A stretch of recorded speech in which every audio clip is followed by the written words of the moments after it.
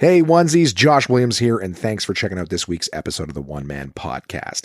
It's always free and available on iTunes, Apple Podcasts, Spotify, Google Play Music, and many more, as well as on the web at onemanpodcast.com. So please, whatever platform you're listening on, like and subscribe. While you're at it, give it a rating, leave a review. Why? Because it helps the podcast, and I'd really appreciate it. How about that? What about social media? Search One Man Podcast on Facebook, Twitter, Instagram, and YouTube to keep up with what's going on there. Get a little extra content for yourself. And finally, to get in touch, please send your emails to contact@onemanpodcast.com. You send it, I read it on the podcast. That's the deal. Thanks for listening, guys, and I hope you enjoy this week's episode. What's up, everybody? This is DJ Demers. I'm K. Trevor Wilson. Hey, it's Krista Allen. Hi, this is Rick Mercier. What's up, guys? This is Paul Verzi, and you are listening to the One Man Podcast. Yeah!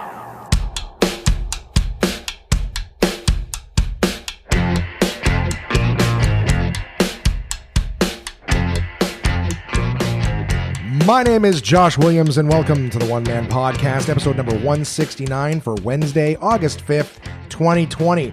How's it going, onesies? How are you guys doing? You having a great week? You enjoying life as it very slowly returns to something that kind of looked like normal? Yeah, as things reopen, unless you're in the United States, in which case, hello, United States onesies. Enjoy your apocalypse. I hope you guys are doing good. I hope you're listening to the rules and being good. Actually, you know what? I'm going to remember to read something. I'm going to write that note down right now. Not even done my intro and already making notes. Read Facebook post. I read something from a friend that they posted. I read like the opening two lines and I'm like, oh, she's posting something about some stupid place. And actually it was just a really cool, well-written sort of, I don't want to say satire. It was just like a clearly adverse point. Adverse? You know what? I'm not a good talker, right? I should probably stop having a show where I talk.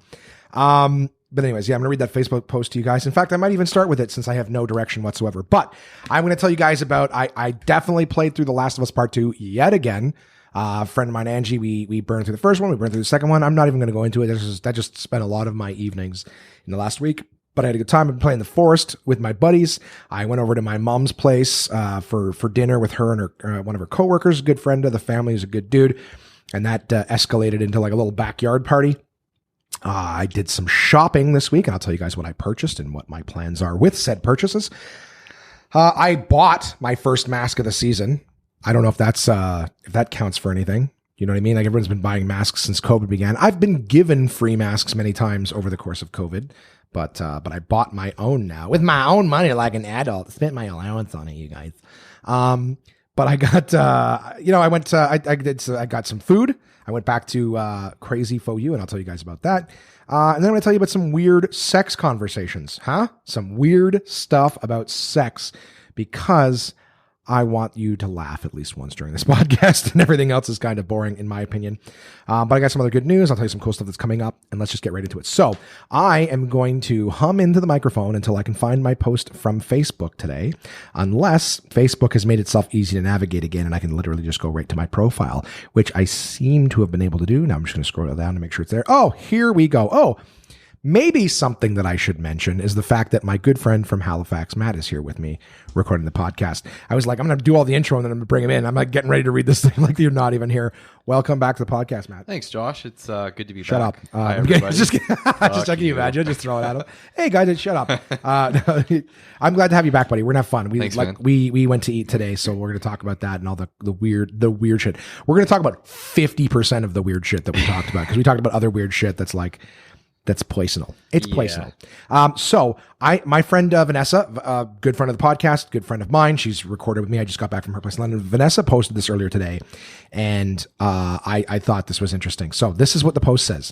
She took a picture, I guess, from an article. I don't know if I saw it on her page. It doesn't look like she took it from something else. Red listens to the podcast, so she can correct me for its source.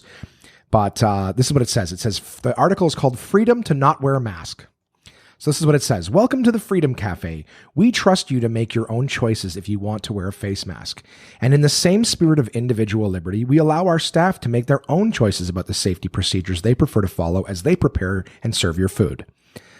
We encourage employees to wash their hands after using the bathroom, but understand that some people may be allergic to certain soaps or may simply prefer not to wash their hands. It is not our place to tell them what to do. We understand that you may be used to chicken that has been cooked to 165 degrees. We do respect that some of our cooks may have seen a meme on YouTube, seen a meme or a YouTube video saying that 100 degrees is fine, and we do not want to encroach on their beliefs. Some servers may wish to touch your food as they serve it. There is no reason that a healthy person with clean hands can't touch your food. We will take their word for it that they are healthy and clean. Water temperature and detergent are highly personal choices, and we allow our dishwashing team to decide how they prefer to wash the silverware you put in your mouth. Some of you may get sick, but almost everyone survives food poisoning. We think you'll agree that it's a small price to pay for the sweet freedom of no one ever being told what to do, and especially not for the silly reason of keeping strangers healthy. I thought it was a great point. Basically, like people are like, no, I don't want to wear a mask. And I'm sure I've got one or two onesies who might share that. Like, why do I get to wear a mask? It's for the better good. So in that same vein, if you're someone who doesn't want to wear a mask, I hope that you're good with everyone else just deciding what they do and don't want to do with health things, which I think is a great little point in that article. Matt, your thoughts?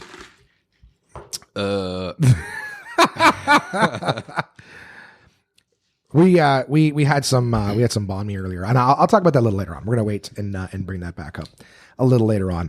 I just mentioned that I played Last of Us 2 again. I'm not even gonna talk about it. I'm just gonna say that's what I did. So in case it's like, wow, you really had a boring week. I had a great week, fun time. I'm just not going to talk about it because I've already talked about The Last of Us to an extent. I did play with some friends The Forest, which is sort of a fun game where you're building and running away from cannibals on an island. So you're trapped on an island. It's almost like Swiss Family Robinson meets, the Green Inferno or something horrible, some horrible cannibal movie. You were asking me about that, Matt. Yeah, it looks like a fun game. You kind of showed me a bit of it the other day. So it seems interesting. It's like building. Basically, oh my God, what is with the fucking recording this week? I feel like my levels are too high, but I don't. Oh, is that what I forgot to do? Check. Did I must have not turned up my headphone volume because I'm not used to doing that. I come right off the recorder since there's two of us. Well, Phonic, do your work of cleaning up my audio afterwards. See, now I can hear myself. Yeah. I usually have it at that volume. Can you hear me? Well, yeah, I can hear you a lot better. I can hear myself better too. Okay. Yeah, I turned us both up. Yeah, and usually I have it at about whatever. You know what? I'm sitting there going, it's so quiet. I'm going to fucking jack up the volume on this thing. Nope. All right. So I hope you guys could hear me okay the whole time. I hope Phonic cleans everything up. All right. Point is, The Forest. It's fun because it's a nice 3D builder. So what I really like about it is the building. You can put peaceful mode on and not ever run from cannibals, but everything that we're building is like towers and bridges and walls. Like you're building fortification from danger. So what's kind of fun about the game is you got to go out into the woods and chop down trees and pick up sticks and stuff to build this shit. So when you're out there and vulnerable, these things are attacking you. And so the whole point is you could put peaceful mode on, you have to pick one or the other at the beginning of the game. So you could put peaceful mode on, but then you're building shit to protect you from no danger because there's no enemies. So it's pointless. Go ahead. No, I was just say it's pointless to protect yourself from nothing. Yeah. To me, it's almost like a spin-off Minecraft, but yes, that's what we related to all the time. Yeah, and it's not blocky or shitty graphics. It's good. Just the problem is that it's an independent developer that made it. I'm also not used to that because I haven't done a 2-person recording in a long time. Yeah. So I'm not used to pulling my P's when I'm talking. So I'm gonna have to back off the mic a bit. Sorry guys, learning to walk again. So I like that about the thing where you can build. The only problem is because it's made by an independent developer, they did a lot of good work on making some of the things graphically nice, but the processing ability of the game, we got to a point where we were having so much fun building shit that I couldn't save the game because there was too much shit in the world. It would crash and corrupt the file. Yeah. So the other day we were playing and we were basically going through all of our bases on the island, destroying things we didn't need. Do you know what I mean? Because it's okay, do we really need 57 birdhouses? In this base, because the whole idea is you build a birdhouse and then birds come and their feathers are left behind. You use the feathers to make arrows to kill the fucking cannibals.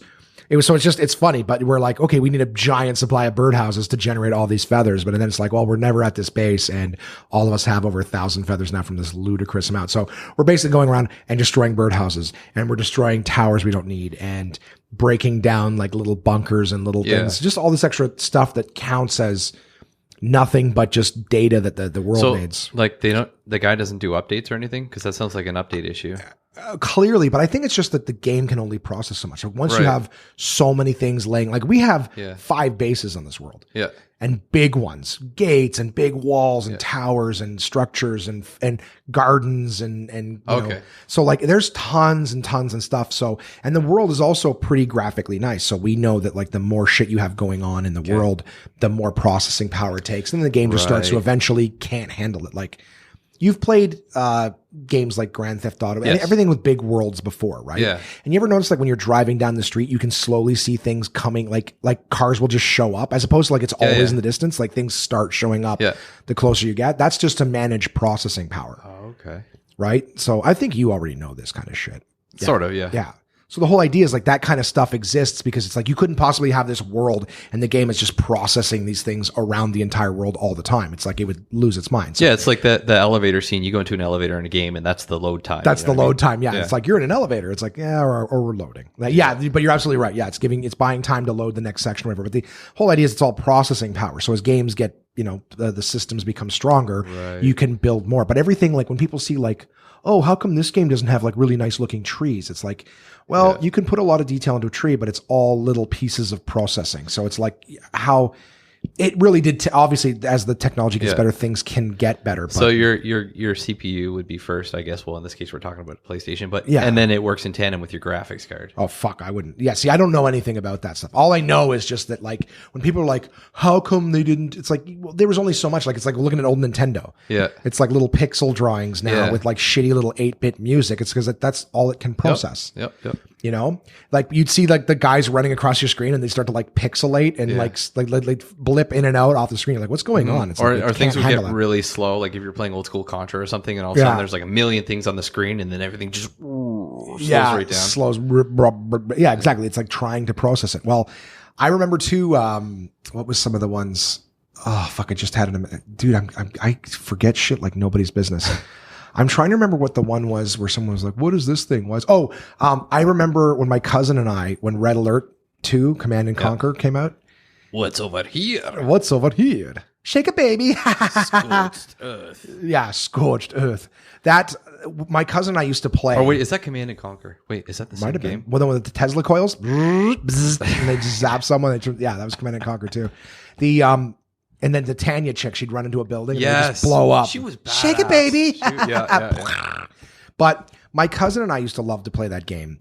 And what we would do, and I may have mentioned this in the podcast a long time ago, but what we would do is we would basically agree to a truce. So we'd build a custom map with shitloads of resources. Yeah. And then we'd agree to like a 2-hour truce where we just build. Yeah. Right. And we'd make a shitload of barracks and all these things, airfields where we could just, and what would happen is we would build for like 2 hours. Yeah.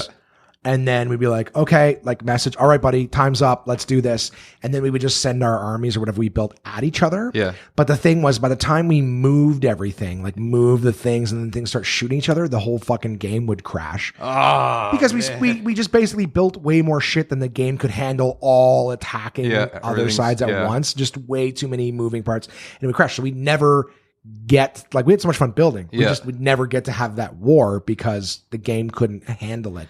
Yeah, it's like the 90s, early 90s fucking games. That's kind of like how I like to play games. Like I was into StarCraft for a bit, but I always got my ass kicked so bad because I'd be the guy who would fucking want to build everything and upgrade everything and then go attack. Yeah. But everyone else is just like, go, kill. Yeah. It's like, fuck, let me upgrade first. And You're like, I want to make a nice base and build walls and defenses. Yeah. Exactly. So like I would go and like just, play offline and just build away and For me, that was fucking cool, right? Oh, like, yeah. And even when you play the computer attacks you. Like they never send enough to do anything, but you're just constantly like killing their troops. But at the same time, like the computer can build and place shit like beyond the human. Like you have to click, place over here. Even with hotkeys, you're doing one thing at a time. That's true. Whereas the computer can be like blip, bloop, blip, bloop, blip, bloop, blip, bloop. It's like, it's still doing one thing at a time processor wise, but it knows bang, bang, bang, bang. Thought of it that doesn't way. have to like find the spot on the map. Yeah. It's like it can just do this, now do this, now do this, now do this. And it takes no time to think. I'm not like, okay, what should I build next? Like it's got a pre-programmed list of just you do this, you build that, then send this, then send that. That actually sounds like some like, of the online players, they're just crazy fast. Yeah. And it becomes a point where it's like, even though they're fast and it's not even like at their point, it's not even a strategy based thing where like, what should I do? It's like, I do this every time. Yeah. Every time I do this, then this, then this. And it's just like a procedural thing, like a what do you call it? I was going to say conveyor line, but it's production line. That's what I'm thinking of. So whatever. But long story short is I played this game and I'm loving it, and we are developing our world, and then all of a sudden we just hit the snag where it's like, oh, now we can't build anymore. So we have to like break shit down in order to be able to build new stuff. So I'm like, oh, we've hit that final. So we're like doing these like Lost Island renovations. We're like, well, let's take this down and we could build this to save space on that. And we were renovating. And it's funny too, because like we had to build scaffolding to go up to certain areas to like destroy walls. Like we'd knock down a tower and we'd drop a bridge. We're like, oh fuck, the fence is still up there, hovering in the air, like not physically possible. But of course on a computer, it's like, it doesn't know any better. So you built a fence on a walk bridge. Well, that fence is still there hovering, taking up space in the world. So we'd have to build a new tower, new bridge to get up there to smash it down. Anyways. So basically I was doing video game renovations. Cool. Is it cool? Well, you know, I couldn't have bored you more with that. I hope somebody gave a fuck. Good. You got me excited there for a minute. Did I? Yeah. Good. A little wet. I went and I had dinner. My mom got some Chinese food, and then we went to her place and had.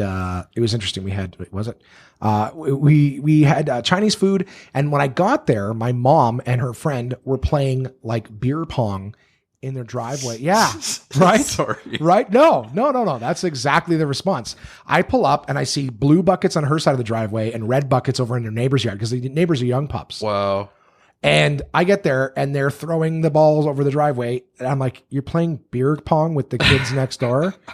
Yeah. I was like, wow. And she's like, oh, have a drink. And I'm like, what? Oh, your mom's so person? cool, man. I'm just thinking like, she's never done that. It's not like that's her thing. She never does that. So the idea that she's playing a drinking game with like college kids or whatever, I was like, this is the worst. I was great, good for her. And that's great that she's having fun. Yeah. But like, does a 67-year-old, I don't know what, I think that's her age. Does a 67-year-old woman need to take like how she's living her college years? That's a fucking move. Like bad grandpa. It's like, drunk grandma or whatever. I don't know. It's to me, I was like, okay. So anyways, they were playing that game when I got there. Then we went to the backyard, myself and her friend Manny. We had our Chinese food, but then I brought over some like little card backyard games or whatever. And she invited the neighbors over. Yeah. There was only like 3 of them, and they've been outside. So it was like, we're outside, we're socially distanced, but then their neighbors had friends that were coming over, and their friends came over as well. So before we knew it, was like 8 people sitting at a table. At that point, it wasn't as socially distanced as we should have been. So we were a little like after the fact, like, oh, like this was fun. And it grew gradually, but it's like at the end of the night, I was kind of like, fuck, we weren't thinking. It wasn't until like the last 2 people got there and started like putting Purell in their hands. And I was like, Oh yeah. That's We're right. Supposed to be socially distancing. Yeah. It's amazing like how quickly, now that things have kind of opened up again, how me personally, like sometimes I'll forget and everyone's like, you got to wear a mask. I'm like, oh fuck, that's right. Like fucking mask, or, oh, I forgot my mask. Got to go back home. It's like, oh yeah. I've had that a few times where I can't come in. Over with, but it's like, you got to keep doing it. So, I respect that. But I'll be so glad when the shit's done and finished with. Yeah. So. I mean, it sucks, but it's a hopefully a necessary evil. Yeah. I mean, hopefully, but I'm just saying, like, obviously, let's see the numbers go down. Well, I'll tell you what, let's start with everyone doing it, right? Yeah. I mean, everyone was supposed to stay home. They didn't. Yeah. Right. And people died. And now it's like everyone's supposed to wear a mask and people are, I'm like, your mask is probably making you more accessible to the public in terms of covering up your face, your hideous face. What about like the health risk though of actually wearing the mask? Isn't that like you actually think there's a health breathing in fucking carbon dioxide or monoxide, whatever? Because I've had a mask on before and I've felt dizzy and I felt nauseous and just from wearing that mask, and it's hard to breathe sometimes. Really? Yeah, you're breathing in like stagnant fucking air, like your own breath. But there's air coming through it. Like you're not dying. It's like, if you're Okay, you never covered your mouth with a scarf when you breathe through that? Okay, yeah, bullshit. I've heard that. When you hyperventilate, they give you a paper bag. Yeah, but you're supposed to put a seal around that bag and only breathe back and forth. That bag. Your mask isn't doing that. It's not a perfect seal. You're sealing off the sides, essentially. Yeah, but they can be tighter sometimes. Anyway. Here's the thing. I have a beard. So maybe my beard... Here's the thing too, right? If you work in the medical industry, apparently you're not allowed to have a beard. Okay. Certain parts because the mask won't create a seal. Right. My friend, it's like a firefighter. Yeah. My friend's a paramedic and he's not allowed to have a beard because sometimes they have to use things that cover respirators or whatever, and it can't create a seal. So I'm speaking from a place where a person who's got like a fucking at least an inch thick beard around my face that can hold it off. So maybe I'm getting more air. Yeah. So maybe for someone like you, there isn't room for air to come in. I really don't know. All I know is it's like a first off, I think since COVID's still out, if people don't like it, hopefully it's like, well, I wear a mask when I go out, and since I don't like wearing a mask, I go out less. That would be ideal. I don't like it, so maybe it encourages me to stay home more. But I think there's I think it's the same people who were going out and gallivanting during COVID are the same ones who are refusing to wear their masks in public. Okay. Like, you know what I mean? Like, I know so many people who are like going out during COVID. They're like, oh, people should stay home. And it's like, you're not. Yeah. You're doing whatever you want. What if everyone was doing what you're doing? What if 10% of the population is doing what you do? Thank God, like only those low, not you, I'm pointing at you. No. I'm talking to you, but you know what I mean? Like I know so many people, the podcast listeners have heard that they just went out and they thought, well, I'm being safe. But we all know like there's so many things you touch. There's a video that my mom sent a long time ago where it was like people in a restaurant. It was like a study. Yeah. And one person had like, it was like they put like a paint on their hands. Like a fluorescent, UV, UV paint. Did you see it? Similar. Like I've they put like a UV paint on their hands. So you couldn't see it. But what happened was it was like a restaurant buffet, and it showed that one person out of like 20 had this paint on their hands. Yeah. And then they went around and everyone just ate normal, nothing special. Yeah. And then they turn on the lights and they show like the whole room. And here's the thing. Every single person in there had some of that paint on their hands. And I think it was like 5 or 6 on their face. Yeah. Buffets are a breeding ground for all kinds of funky shit. Like I've gotten food poisoning from a buffet before from eating shrimp. Oh yeah. And and the first thing they asked me when I went to the hospital was, have you eaten at a buffet recently? I was like, yeah, actually the other day. They're like, yeah, that's where it comes from. It's not fun. No, and I can't imagine it. But it's just the idea that like, but if you do that same experiment with like people touching things in stores, like yesterday I was returning something and I had my hand, like I just was standing at the customer service. I was waiting in line and I saw there's like a cart sitting there. And at one point I looked down and I'm like leaning on the cart holding the fucking cart handle. I'm like, oh, okay. So like I made sure like not to touch anything. When I got back to the car, I Purelled the shit out of my hands, but I'm like, but I still touched the door to my car before I got in. So if I had anything on it, now it's on the door. Purell my hands, get it in my car, close the door. Well, I still just touched something that may have had some sort of contaminant or whatever. Yep. And the whole idea is that people don't realize. They think, oh, well, I'll just get home and wash my hands afterwards. I'm like, yeah, but did you touch your seatbelt in the car? Right. And then the next time you get in the car, maybe you didn't go to a store. So you're like, oh, I'm safe. I didn't go in any stores. Yeah, but you touched that seatbelt that you touched 2 or 3 times when you're out driving the other. Like it's that, whatever. I've said this before, but I said that the people who think it's no big deal. Yeah. Oh, it's not a big deal. Only 1% get it or whatever the fuck it is. Those are the same people that are touching things. They're not paying attention. Like at least if you took it seriously, you're more careful when you're out because you're like, I got to be careful what I touch. So like we're kind of turning into like this germaphobe society though. I mean, what's going to happen with the next generation? You know, they're going to be like super protected or like, you know, always wearing masks, gloves, this and that. And, you know, God forbid something else does come along, then we're fucked because like our immune system is going to be totally shot. You know, what about like this whole pack, like immunity? Yeah. You know, there's that thought of it too. I understand like the severity of COVID. Don't get me wrong. But there comes a point where we just have to be like, okay. I think when the vaccine comes would be my thoughts is once the vaccine comes, then, and I talked to somebody who's like, well, there's already 6 different forms of COVID because it's mutated. Yeah. And like, and this is my understanding of it. I'm not pretending to know science. Yeah.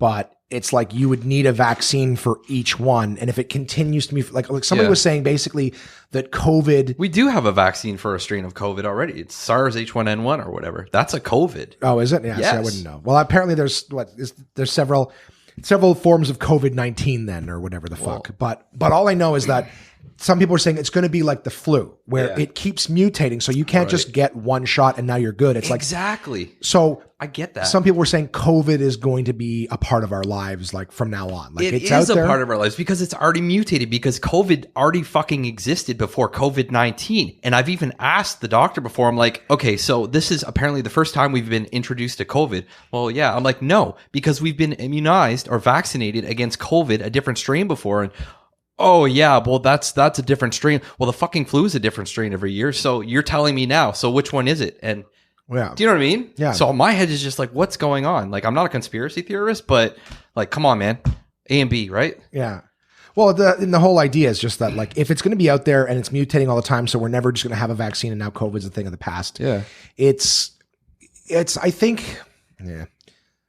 There's so many things about human beings. Like, here's the thing: we're already fucking the world up with our plastic in the ocean and burning fossil fuels and all. Like, we're destroying ourselves in so many ways. Mm-hmm. This is just another way that we, you know, and apparently it's something that was manufactured. Bunch of fucking lemmings running around, jumping off cliffs. But the whole idea is that there's just so many different ways that we're going to destroy ourselves. You know, we should be more aware of. I don't know. I don't like the idea of like wearing masks everywhere, but maybe it'll teach people for a while at least to, you know, maybe just respect what we've called for as long as we can remember, some personal space. Fair enough. You know what I mean? Yeah. Let's all practice a little bit better hygiene.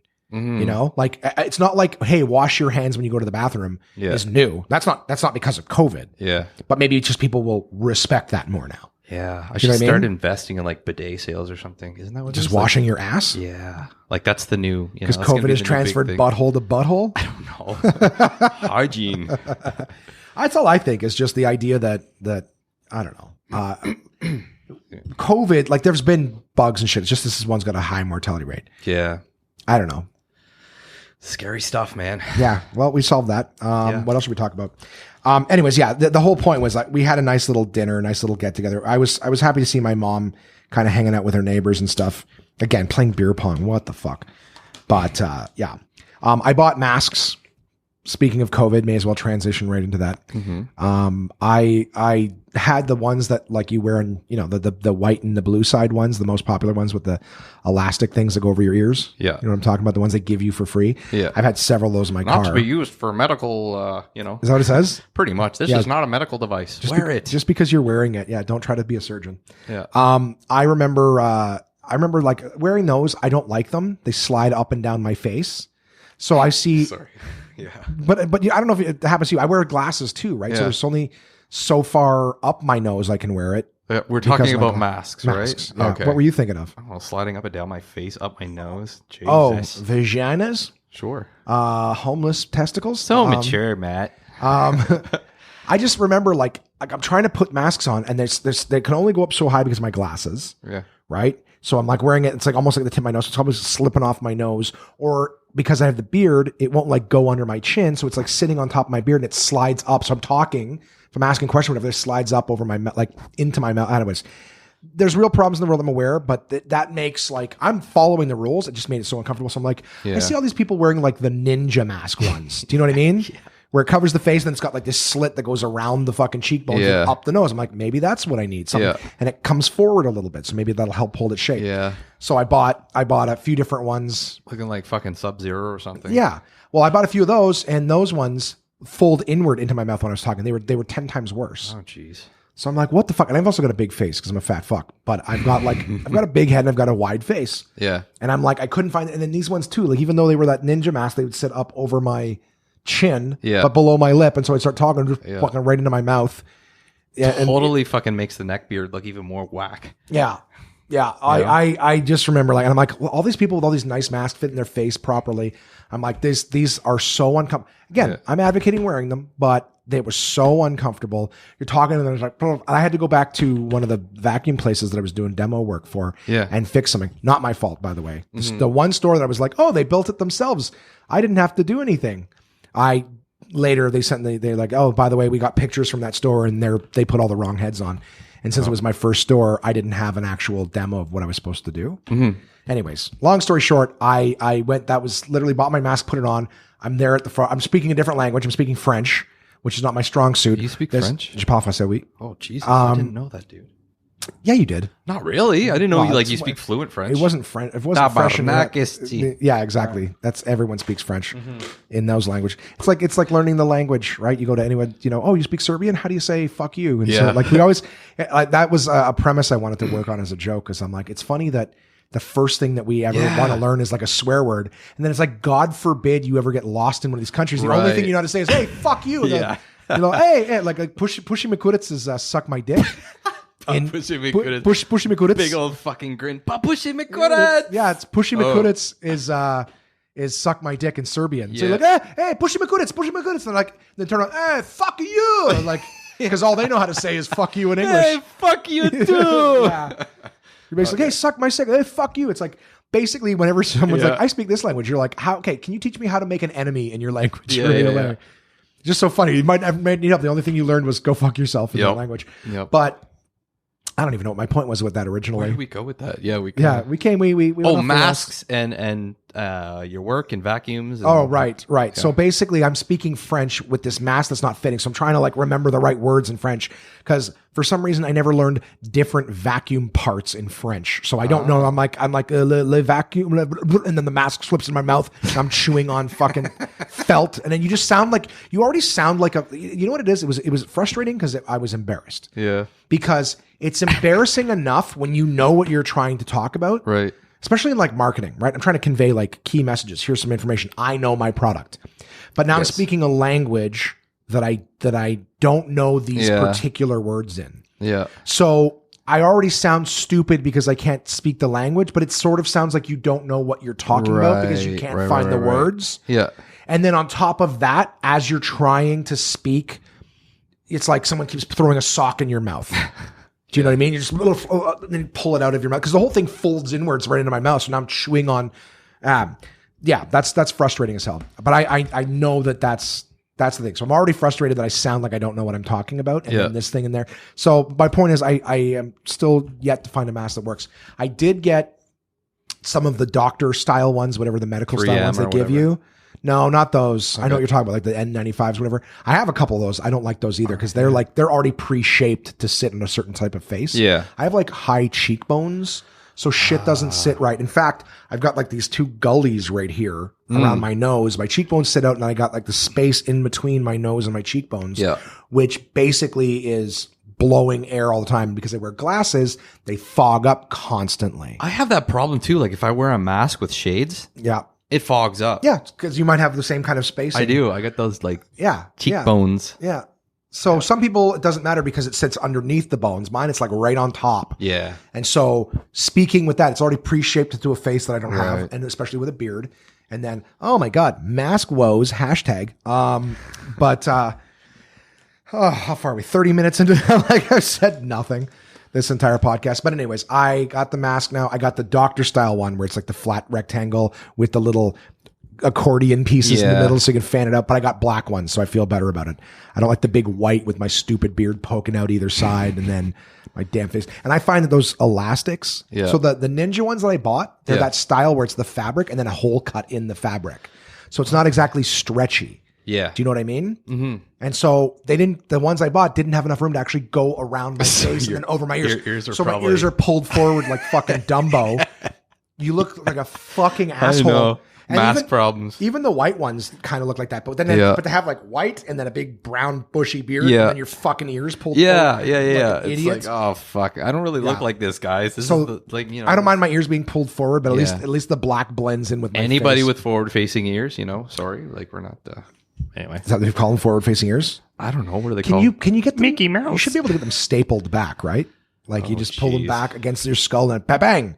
Yeah. Like a new piercing. You know what I mean? People pierce their nose, their lip, their fucking people. I've seen like people with studs in their chest and stuff. That's fucked. Do you know what I'm talking about? Like, have you ever seen that? I think I have. It's just like, oh, I've got studs in my back of their neck or something. Yeah, you just fire a fucking bullet in there. So you just bang, bang, pin your ears back, make a statement. I'm an individual. I don't know. That's what everybody sounds like to me. I'm also old, man. Like, I remember You're not that old. Oh, I'm dead already. Fuck. I'm dead already. Dude, 37. You're the same age. I know. Crouching on fucking 40, like that's scary. I still feel like a kid. 37 is okay, but I looked at something online the other day and the big 40 was there. And I was like, 40, that's fucking, I'm like, oh God, I'm going to be 40 in a few years. Jesus. Yeah. Like, oh. Yeah. Yeah. I don't really remember 30 being particularly worrisome. I was like, oh, I'm not in my 20s anymore. Yeah. You and I talked the other day. I won't talk about what, but we got personal. But I was like, it's funny because we were talking, both of us. Like, both of us were little peckers when we were young. You know what I mean? Troublemakers and stuff. But it was like, but it was kind of like, yeah, you kind of learn that like your teens, you're just fucking around with everything. You're just doing stuff.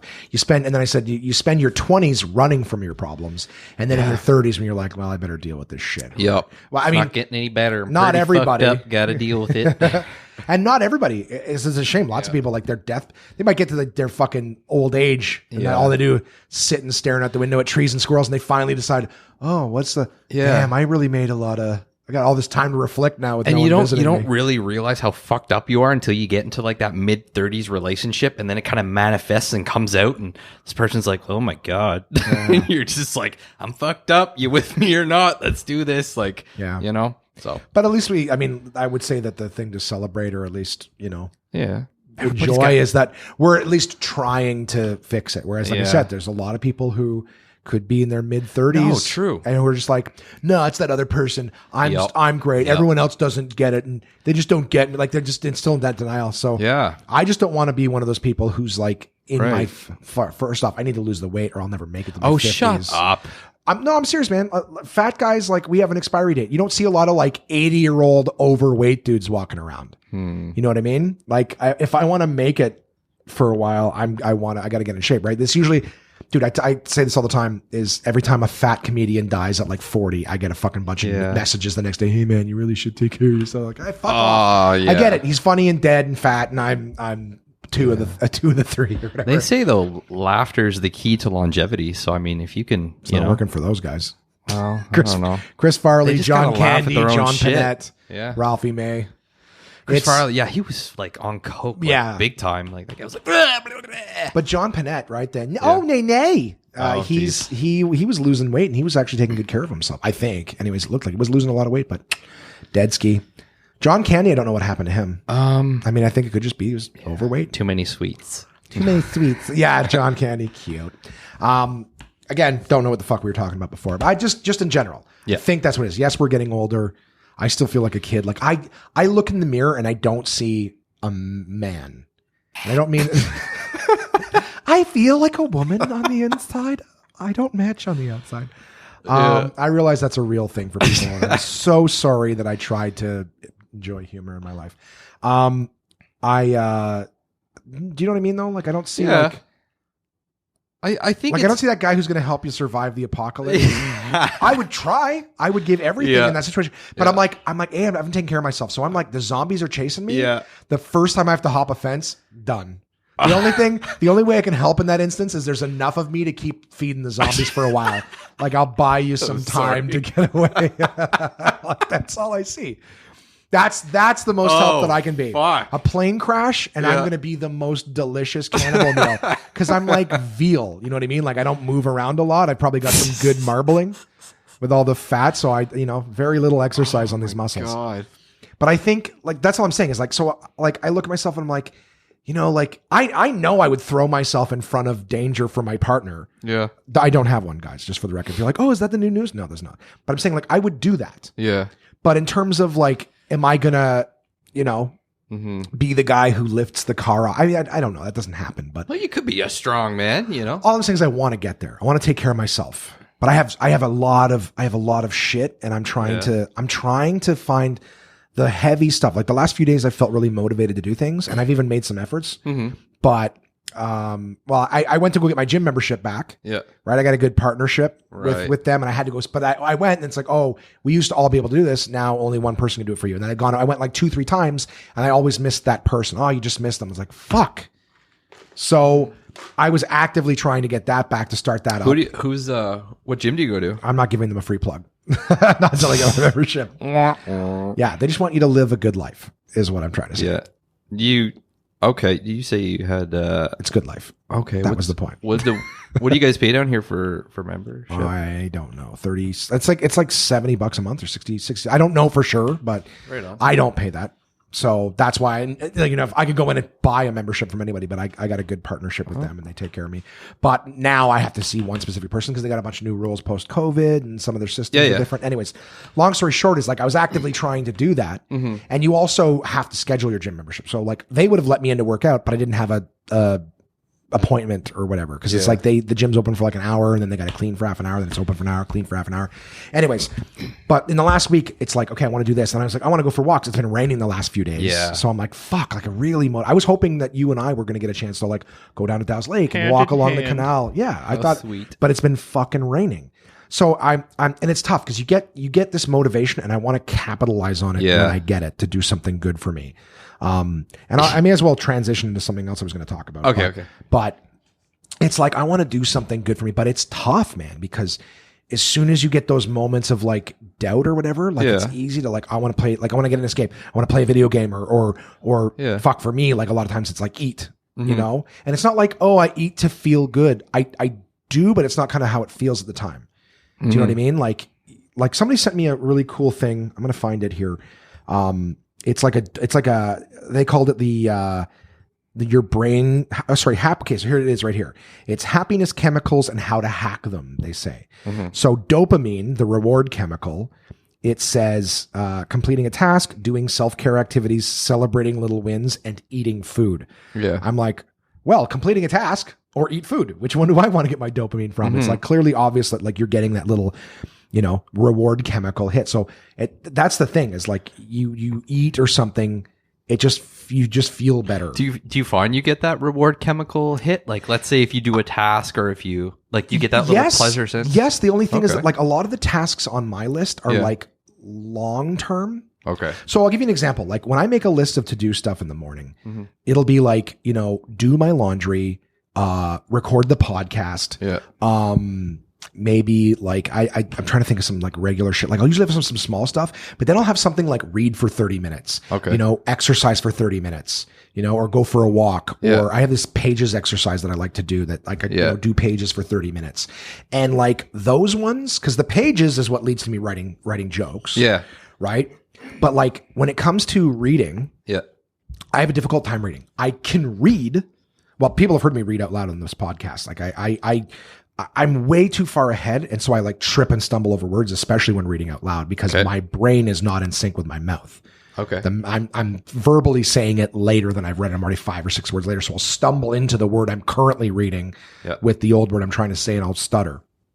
So anyways, I don't have trouble reading like I can't read it. It's that I read and I'm thinking of something different. So I'll read an entire paragraph and I've been thinking about something else and I go, oh, I just finished that paragraph and I retained none of it. I don't know what I just read. And I'll reread it again. I'll reread it again. And as I start rereading it again, I immediately go like, man, I hope I can focus this time. And I really don't know why I'm getting so distracted, blah, blah, blah. Yeah. Oh, and I just read it again and wasn't paying attention to it. You know Mindfulness, what I mean? Like, man. Stay in the present moment.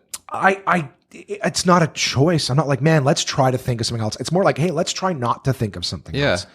But it's that anxiousness of like fucking up. So anyways, so I'll avoid the reading part because even though I want to read what I'm reading, I'll be like, I'm just wasting my time because I just read it and I retained none of it because I was thinking of something else. Yeah. The pages exercise helps with that. Okay. I'll share that. I'm sure I've said it before, but I'll share it with you because you're here. Yeah. Is pages. I've also heard it called stream of consciousness, but the person who introduced it to me called it pages. Then my buddy Matt Davis, I've done an interview with him on the podcast. Matt was saying it's like writers and things will do it. It's kind of like journaling, except what you do is the whole idea is that he said you start with like 30 minutes. He's like, there's some people who do like 2 hours of pages, but the idea is you just put pen to paper and you just write and you don't stop and go, okay, what else? Like not like journaling, like, hey, let me write about my day specifically. It's like, you just write. So right now I'm feeling like da, da, da, da. Okay. He goes, even if you change thoughts like mid sentence, just keep writing the new thought. Even if you have nothing to say, go like, this is stupid. I have nothing to say. Just keep writing. Do not stop. You don't pause. You just keep writing for 30 minutes straight. And the idea is that like all of those distracted thoughts that kind of just come into your head, you're getting them out. You're kind of exercising them. And because you've like written them down, you're kind of giving them their time of day. Okay. You've exercised them. And sometimes when you're having those thoughts, you're like, for me, I'm always like, I got to remember to do this. Fuck, I forgot to do this. Blah, blah. Like, I have so many times a day where I'm like, shit, I meant to do that. Fuck, I forgot, like all this. And so when I'm doing pages, a lot of those thoughts will come. But because I'm writing them down, I can actually feel a little less anxious because rather than worried I'm going to forget, I wrote it down, I can go back and look at it. I'm not going to forget. Yeah. You know what I mean? And so the whole idea with that kind of stuff, and like I said, some people call it stream of consciousness, is that you've written it all down. And all those thoughts that would have come into your head when you were trying to write or do whatever it was, they've already come. You've already got them out. I call it power washing my brain. I'm just getting all that shit out and cleaning all the nonsense. Yeah. And then you can write. So I get intimidated doing the stream of consciousness and stuff because I'm like, well, if I do that, then the next expectation is that I should be writing comedy. And then I get to the doubt, which is like, am I still funny? Do I still have anything to say? It's been months since I've written anything. Yeah. I don't feel funny. But then I kind of have to like, and that's the anxiousness and the fear and the doubt and all that shit. And then I got to remind myself, I'm like, I make people laugh all the time. Yeah. Like, I am funny. I haven't written anything. Yes. Right? Because that's the fear and the doubt. And it's almost like if I just wrote, I know I would come up with funny stuff. But dude, like in that scared emotional state of like, am I any good?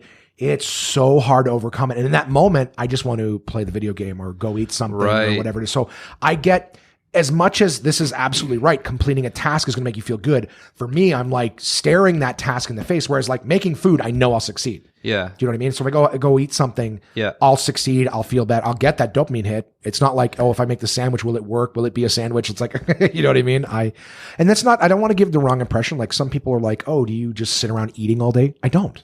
Like I eat usually it's only 2 meals and then maybe a couple of snacks. But the idea is that there's not a whole lot of activity. Okay. Do you know what I mean? So I'm still not, I still probably by the end, I'm putting in more than I'm burning. It's just math. Okay. So just to go back really quick on what you were saying about how you will get into like the evaluation of what you want. And then kind of you get to that point where you have to put it into practice and then you kind of like retract, I guess. Right. So I think like that right there that's where you're getting stuck when you have to actually put your what you want to do into motion and then you're just like kind of veering off and doing the video games. I think what's happening is you're having like this cycle where your thoughts are just coming around and around. You always end up at that same point. So once you've evaluated, I think you need to take that and then put it into motion and actually follow through with it or come up with a plan. And then, you know what I mean? Because that's where it seems 100%. Like you're getting stuck because then you keep coming down 360 back to the same point. And that's the thing. I always think like in the cycle and it's not funny. It's frustrating because I know to just do it. Just do it. Right? So it's that fucking simple. Logically, I know if I just did it, I would see that it worked. I see that I did it. I would feel better. But emotionally, there's a wall. There's the what if. There's not only that, and that's even like the anxious logic going over it. Like, well, what if I do this? Because I know that our human behavior is like avoidance of pain, pursuit of pleasure. So going to that simple basic, for me, it's like, I'm afraid of the pain if I try and I fail, right? Because that would hurt. It's like, what if I did this? And to me, it's not, again, I keep saying it's so funny, but it's fucked up funny where to me, it's like, well, if I try and fail, right? Like I just hurt myself. So for me, I'm like, I don't see it as like, oh, I'm going to do this thing. Logically, I do. But emotionally, I don't see it as like, hey, I'm going to do this thing and I'm going to feel good afterwards. I'm going to do this thing and realize I'm not capable of doing this thing. And then that's going to hurt. I'm going to feel like I wasted my time and I shouldn't have done it. And that point is where I operate from. So I'm like, a lot of people are like, oh, it's just fear of failure. I'm so envious of those people who can just go, yeah, but you know what? I'm going to try anyways. I can't. Sometimes I can. But a lot of the time I can't get past that hurdle. And I know, and I've learned through therapy, I've talked about this because I was seeing a shrink over the course of COVID, slightly before and throughout the course of COVID, is I'm like, I've learned that it's because I definitely don't feel like I value myself, right? Like everybody struggles with that being enough. Am I enough? Right? We all want to be better. And there's nothing wrong with setting goals and working on yourself. It's not quite the same thing, but it's just a lot of people have this feeling of I'm not enough. And for me, I'm really worried about in all aspects of my life, right? I don't feel I don't feel attractive. I mock it because it's to protect myself from the real pain that goes with it. But it's true. I don't feel attractive or good looking because of my weight. I worry about my finances because I've got and I'm very lucky. I have amazing people in my life who are supportive. But I worry about my finances because I work in a gig economy where even though I'm doing marketing and comedy, it's like, okay, well, I've got some gigs this coming weekend. I've got a great paying gig, but that's like one time, right? So if I'm like, well, I'd love to be in a relationship, but like to me, I look at myself and go, well, if I was a woman looking to hitch her wagon to something, I've got no stability, right? Even though I've been fine, right? I keep finding work. I've been 10 years in gig economy. I keep finding work. I keep doing things. So I'm capable of earning an income, but a lot of people want that security. And I would love that security to know where my money is going to come from. You don't have that in this business. So part of me is like, I'm constantly questioning whether or not I'm going to pursue stand up and keep grinding. Or am I going to find something stable so I can find it? But then it's funny. I look at the opposite side of the coin and go, yeah, but if I just get some shit job, like let's say I'm just working in a fucking whatever. Yeah. Right. Just to have a stable income. Am I going to hate my life because I took a safe route, right? Instead of doing something I liked. My whole brain all the time is constantly over evaluating, overthinking. And the whole idea is to again, protect myself from pain and try to pursue pleasure. So it's hard. I need to find that thing where I go, you got to do this for you. And you'll realize it's not as scary. There's good to come from it. I think you're putting up some roadblocks on yourself a bit in that sense, with I don't know if it's fear of failure or what. I don't want to put words in your mouth. I think sometimes when we're afraid to fail at certain things or try things out, it's not necessarily a failure. It's that we're learning something new, and we need to kind of differentiate between that, because failure essentially is you learning a new task or a new skill or a new, and if we want to grow, it's okay to fail. I work in the kitchen industry, and I there's so many times I fail every day, and I'm going to fail, and I'm going to be scrutinized, and I'm going to be put on the spot, but do you believe in yourself? Not always. Sometimes but overall, when you look at one of those situations, do you believe that you're going to get it? Yeah. And the only way that I believe in myself is that I accept failure. Right. I take it and I'm like, okay, I'm a fucking failure. So what? At least I'm learning something, because if you're not failing, you're not learning. And there's nothing wrong with that. I totally agree with that. Can I be honest with you? I'm not afraid of making mistakes. Yeah. My thing is that I don't actually believe that I'm capable of doing certain things. Your phone is ringing, and I'm going to give us a quick pause. All right. Back from our minor pause. Yeah, basically, like I said, I don't have a problem failing. I think my issue is, and maybe someone who knows more about psychology. I really enjoy studying psychology because I'm learning about myself with it. But I think the big thing is not that I'm afraid to fail, because I have no problem failing. Yeah. But I don't believe I'm capable of certain things. I'm always I've got something I'm going to talk about shortly. It's on my list of things. But I can go back to that when I'm talking about it. But it's just one of those things where, if I look at the comedy thing, I'm not afraid to fail, because I don't have a problem going up and telling a joke that bombs. For me, I'm afraid that what I'm even saying is a joke. I don't even believe it's funny. Mm-hmm. Some of the things, it's funny because people message me and say, oh, that thing you talked about here, I was laughing so hard. I'm like, really? I thought that was me just talking and being boring. Do you know what I mean? They're like, oh no, I found it funny. I try to be funny. I try to make my stories interesting, but sometimes interesting ends up being funny. But I don't think it's funny, so it's nice to know that thing. So, but the thing is that doubt, it's not oh, I might try and fail. Yeah. It's more I'm not even gonna be able to do it.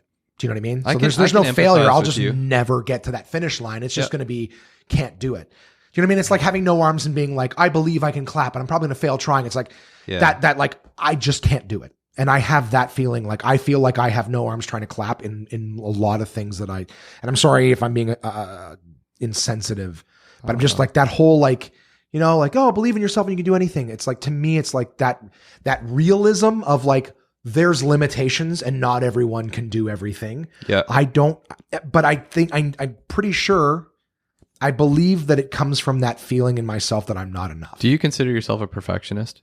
Yes. And perfection and what is it? Perfection is the enemy of good. Okay. Or whatever. Is that the saying? Possibly. Because it's like you can't, like if you're trying for perfection, you'll never get it done because it's just perfection is the enemy of good. I've tried to, like cooking and stuff. I've always tried perfectionism. Well, for the longest time. And then I was very disappointed. And then I just started cooking for what people want. And it just, when allowing your natural abilities to just flow instead of trying to like be the perfect, you know what I mean? Yeah. And like you said, like certain things when people call you up and be like, yo, that was so funny. It's like, really?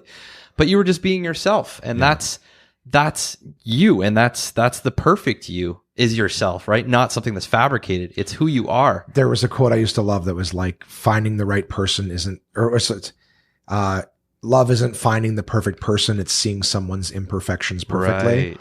I love that one. There you I love go. that one. But that was always me looking outwards, right? I'm codependent. Like, oh, I can value other people. It's not other people that I don't value. It's myself.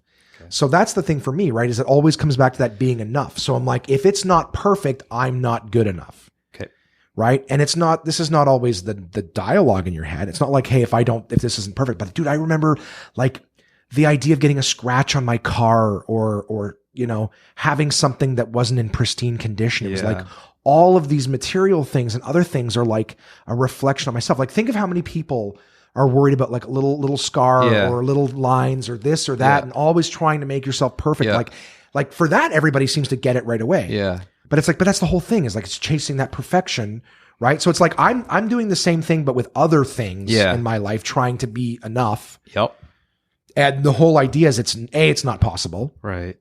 Because you'll always find something new or find a new thing that you need that's going to make you more whatever. Like I think it's funny because I talked about so many other things when I was in therapy and the therapy that I did was like, I guess there's like a new section of therapy that's like temporary as opposed to just like, yeah, you're in therapy forever. It's like being in school forever. No need to actually do anything because you're still always learning and therefore results are not necessary. So I think the new therapy is kind of like the whole idea is like it's result driven. So it's like you're in therapy to work on something. Yeah. So there's a start and an end. As opposed to just, you're just in therapy forever. So you never really need to do anything because you're just always going to be healing and fixing and whatever. So I think that for me, I wish I'd really talked about that with my shrink more is that I need to work on my feeling like I'm enough. See, this is good though, because like this is vulnerability and that's another thing, like, especially this day and age, everything's kind of like smoke and mirrors, fabrication. Everybody lives their perfect little lives in this perfect little bubble. And, like one good thing, I'm not gonna say COVID's good, but I mean, we've kind of gotten together as a people in a whole again to kind of like get down to the organic nitty gritty of who we are as people and like being vulnerable. And, so I kind of hope that kind of gives us a reset button in that sense too, where to realize that it's okay to just to be human and, Yeah. Well, that's what I kept saying in my shrink. I'm like, I want to find that watershed moment where I'm like, because like there's some people who don't know, like, right. The old saying, the first step in solving a problem is recognizing there is one. Yeah. Right. There's some people who don't even realize their own problems. So I'm envious of those people who are like, oh, I'm so this, I'm so that. And they don't even know why they're doing it. And then all of a sudden they find out, oh, I have anger issues because I'm afraid of this. Oh, fuck, I didn't know. And then they're able to just implement the correction right away. Right. I'm like, oh, I know where all my problems come from, but I don't know why I don't feel like implementing a solution. I think I've learned is that I don't feel worthy of all those good things. Like I don't feel like that I'm enough because of it. So I don't know. I'm still working on it. But I was like, what's it going to take for me to just go, oh, I'm worth it. And I don't want it to be fear. Like someone's like, well, you'll take care of yourself if you get a bad diagnosis. It's like, but I'm only doing it because I'm afraid of dying at that point. I'm not doing it because I believe in myself or I care about me. I'm doing it because I'm just afraid of the worst results. But I want to operate from a place of love for myself where I'm like, hey, I deserve better things. Yeah. And I should believe in myself. That's the big thing. That's why I asked you, like, do you believe in yourself? It's not that I'm afraid to fail. I'll go tell a joke that doesn't work and I'm not going to kill myself over it or whatever. But in sitting down in that is that, or whatever it is, like reading or whatever, I don't believe that I'm going to accomplish what I set out to do. I'll give you an example. Okay. I believed in myself for like a day, and now I'm struggling. I'm struggling, and I'm avoiding it because of that. So one of the things I did last week is I decided, because I used to play when I was younger. My brother, I bought a guitar. Is what I did. Just to practice starter guitar, but I bought a guitar. And I remember when I was younger, my brother wanted to play guitar. He bought an acoustic guitar and then ended up getting rid of it. And then later on, in maybe a year or so later, he bought like a Fender electric guitar and then didn't play it. So I remember I bought his guitar off of him and then I learned how to play it. Not particularly well, but I could play a few songs that I liked. Nice. It was something. And then I don't remember what happened to the guitar. I don't remember what happened to the amp, whatever, but I don't have that shit anymore. And I was just kind of like, as much as like so many people, I feel like so many people can play guitar, but I'm like, I would like to be able to, I don't want to be a musician. It would be nice to be able to kind of put a few licks together and make some tunes, but I can't finger pick. I can't play like individual chords particularly well. Strings. I can play chords, but I can't play strings anyways. But I was like, you know what? I want to get a guitar and I want to sit like, every night and do, like a 15-minute YouTube video and just, I want to learn how to play the guitar. I can't afford lessons, so it has to be YouTube. So I'm like, I'm going to do that. And I went and I got, and another thing I'd like to learn how to play is the harmonica. Yeah. So nice. One of my friends joked when I told him I bought a harmonica and a guitar. He's like, "Oh, one-man band." You know what I mean? So I was like, okay, that's interesting.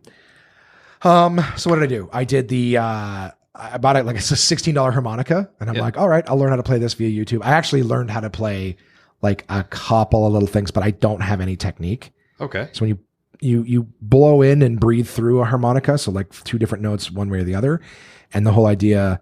We got someone coming in the front door, so there might be a slam in the background, just if anyone hears it. But yeah, so basically, what would happen is you blow through for one note, pull back through another, get a different sound. I played this morning in bed, basically, while I was waiting for you to come in. I played like a tiny little blues thingy, whatever. The only thing is that like the holes are so small that like, and my fucking mouth is so big that like breathing in, you're like hitting you're hitting the two holes in the sides too. But whatever, it's technique.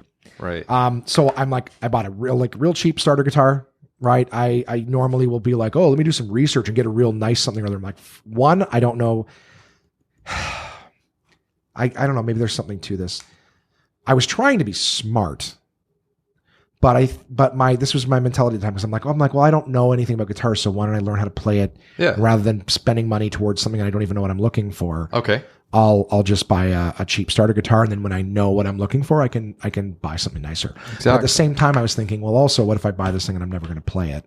And so I just don't want to waste the money. It's fun. Like immediately my brain will go to like, not just the, but it's like the defeatist. Oh, well, what if you just don't play it and you never learn and you don't want to waste all that money? Because the old me has done that. Buy something really nice and just never use it. Yeah. So so I bought this harmonica, I bought the guitar. I don't know how to read music. I remember, I'll give you an example. There was an escape room that I played one time, just an escape room in a box where it's cards. And I was sitting with two of my friends, and this puzzle, the same one I had done with my friends before. So I knew the answers in this one. So I was actually just sitting with friends, and I'm like, well, I've already done this, but if you guys want to sit here and do it, I'll sit here and watch you, and if you need any hints, I can help you out with what I did. But I remember one of the puzzles on the game was sheet music. Okay. And so I didn't know how to solve that puzzle when I played the game.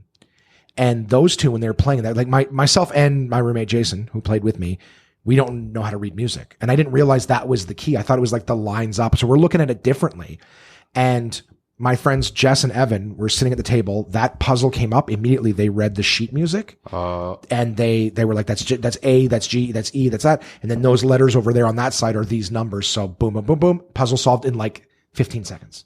The two of them together, like it wasn't even like, oh, I don't know what this puzzle is. How should we? It was like they could read sheet music. So it was like bang, bang, bang, done. Yeah. And I'm like, wow, I would never have been able to do that, because it's like you may have just as well put like Sanskrit on the paper for me and be like, you can solve this puzzle if you can read Sanskrit. I'm like, well, why would you sell me an English game that makes me read another language? But that's what it was another language.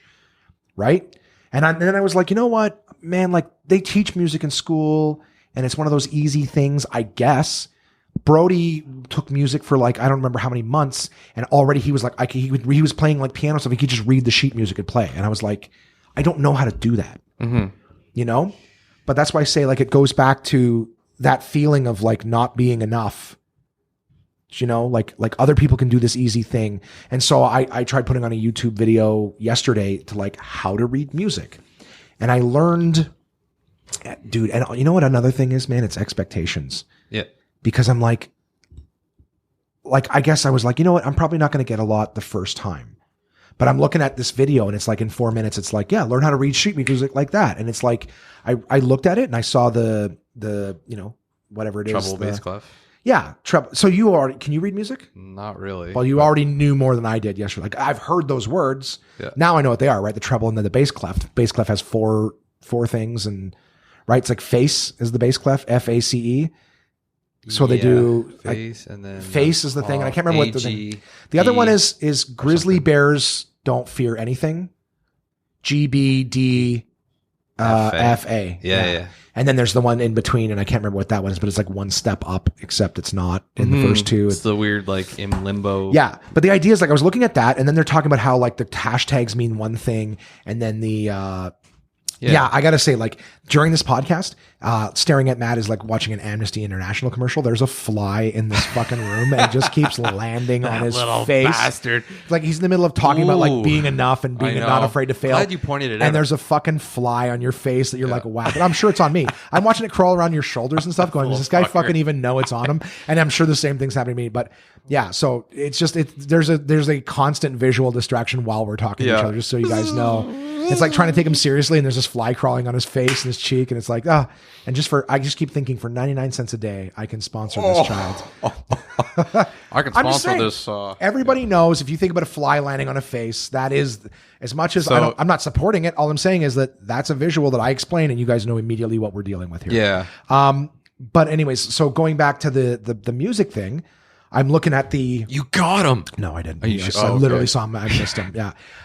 Look at the music thing. I'm like, I'm going to teach myself how to read music. But then I'm looking at it, and there was a bunch of... And I kind of understood everything he was saying. But then I'm like, but dude, the fucking doubt. Like, how am I going to, like, be able to, like... And I'm looking at this thing. I'm like, how to read music. I didn't say how to read piano music. But then the guy's explaining it, and he's like, and this is where you put the pedal. And this is where I'm like, well, there's no pedal in guitar. There's no pedal in harmonica. And everything's fucking sideways and backwards. Like, yeah, I'm left-handed, right? So it's like, and he was showing things and then never explained what they were. Like, he explained what some of like the double hashtags, it means now this one, if it's a sharp, then it means that this repeats for the rest of the bar. And I'm like, okay, I get that. But then it's showing the notes, and some of them are hollow and some of them are full. Yeah. And he never explained what that meant. And then he's showing like three that are on top of each other. Like rests or something, and then like, I don't know, because he never explained. That's the thing, I don't know, and he never explained it. So I'm looking at it going, well, you taught me what some of it meant. Yeah. And instead of only showing me those bars, like examples of what you're talking about, instead you're showing other things that you never explained. And immediately my doubt, well, what does that mean? And am I going to be able to do this if I don't understand? What happens when I see that? Like, dude, my fucking doubt hits me like a tidal wave all the time. And I know it's like the anxiety, and I know it's the fear of not being enough. So it's kind of like, I'm even trying. That's another thing that fucks me up, is I put the effort in. I'm like, I'm going to learn. And you will. And I guess, but that goes back to believing in yourself that you will. And I doubt. I go, I'm going to fail. It's okay to not know something right away.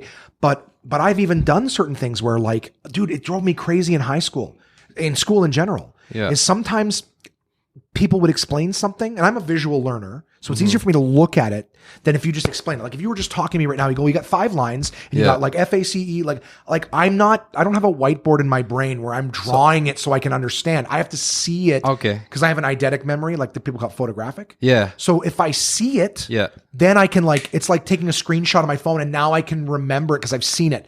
But if I don't see it, it's like smoke in my brain. It was sound. I can't. It's not tangible for me to organize. Okay. If that makes any sense. Yeah. But I just remember, like, I felt that way in school. Okay. So people would say things and teach things. That's why, I mean, obviously there's a reason that you use blackboards and shit so that you can see it. But I just remember, like, there's so many things in life sometimes where I feel like a room full of people and someone says something, and I'm also learning differently. Again, even now my thoughts are scattered, but you could have, let's say, 10 people in a room, and somebody says, this is how this, and that works. And everybody has a look on their face like, okay, I get it. And I'm like, hold on, wait, what? Can I just, hear it again or whatever? And immediately I'm like, everyone else got it and I didn't. Yeah. What's wrong with me? Why can't I get it? Yeah. You know what I mean? Now, I've also learned, this is what I was going to say a second ago, is I've also learned that sometimes people don't get it and they just say nothing because they don't want to. So I'm not afraid to fail in the sense that I'm okay with saying, I didn't understand that. Can you repeat it? I don't care what anyone else thinks of me. I really don't. I really don't care if someone thinks, oh, is this guy stupid? No, I just didn't get it. I didn't understand it. Yeah.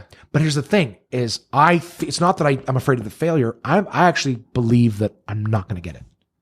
Do you know what I mean? Does that make sense? Like, does that make sense in terms of differentiating from being afraid to fail and afraid that I'll just not get it? I don't believe in myself that I'll actually tangibly understand something. Yeah. So this wasn't supposed to be that Josh shits on himself and whines about his life, but I know there's so many people who care about me. And I don't think I've discussed it in terms of this, and in terms of failure versus not believing myself. Like, I don't believe that if I work hard, I'm going to lose the weight and be happy with my body. I don't believe that. And it's hard to go after something you don't believe in. Does that make sense? Yeah. Is it something that you, okay. Because I can want something. Dude, I want to learn these things. But when someone starts teaching me and they go, there you go. And I go, no, it didn't stick. That scares the shit out of me and makes me doubt that I'll ever get it. So I've even said to people, like, I didn't understand. Can you describe it another way? And I've had people get frustrated with me because I didn't get it. Yeah. Do you know what I mean? And then that scares me. I'm like, you're mad at me. And that reinforces the I'm not enough because I just failed and you're mad at me. So they're mad because they're afraid, because they feel like you didn't get it. So now they feel vulnerable. Absolutely. So maybe it's, you know what I mean? I definitely get that. I'm just saying that, like, in terms of that triggering, because it's always like, what do they say about psychology? Like, the shit that sticks with us is like the shit from our childhood. Yeah. So I have little understandings of where my feeling not enough is from my childhood, but I think overall it's like, it's that feeling of not being enough is like, I'm not going to get it. I'm not going to succeed. I can try and fail and that's okay. Yeah. Now, what if I just keep trying and I never succeed? What if, you know, such is life. Right. So all I'm saying is with that enormous, and it's not always like, that's how it feels in the moment. At the moment, it's just like, I'm scared to do this. But like I said, the going back to that just simple text that someone sent me is like the dopamine. So it's like completing a task or doing self-care activities. Well, I don't believe that I'll complete those tasks or that self-care will benefit me. Right. Even though logically I know that emotional part doesn't believe in myself. But hey, eating food, I know how to do that. I know if I make a sandwich, it'll be a sandwich. Okay. And I'll eat it and I'll feel better. Does that make sense? Yeah. And I think that's the biggest issue is that like, to go after the dopamine, I can go do these things that I don't think will work, or they won't happen in one day. Right. Or I can just do the thing that I know is going to work. Right. Okay. That'll make me feel better. So anyways, I won't, that's only one of 4 brain chemicals, by the way. I'm going to spend half an hour on each one. No kidding. But that was the one that stood out for me where it's like my friend was trying to say like, hey, you know, if you want to feel good or whatever, here's the thing. And I was like, dude, I was literally telling you that like when I eat, it's not that I feel good. It's just like, I don't feel shitty. I don't feel doubt or whatever. So the four chemicals that they say are dopamine, oxytocin, serotonin, and endorphins. And so the dopamine one, the reason we spent so much time on that, it was like literally, it's quite literally completing a task, doing self-care activities, celebrating little wins, the reward, or pleasure. eating food. Exactly. The reward chemical. Oxytocin, which is the love hormone, says playing with a dog, playing with a baby, holding hands, hugging your family, give a compliment. I'm like, those are great. And I love doing that. And I love making people feel that. Matt, you're so beautiful, buddy. Ugh. Did you feel it? No. Sounds like you're rejecting your oxytocin. Gross. I need a shower. Serotonin, the mood stabilizer. Ladies, listen up. Wow. Oh man. I used to have this funny line that I would use in my act where I was saying like when you get in a conversation with your woman and she's like, hey, do you think da.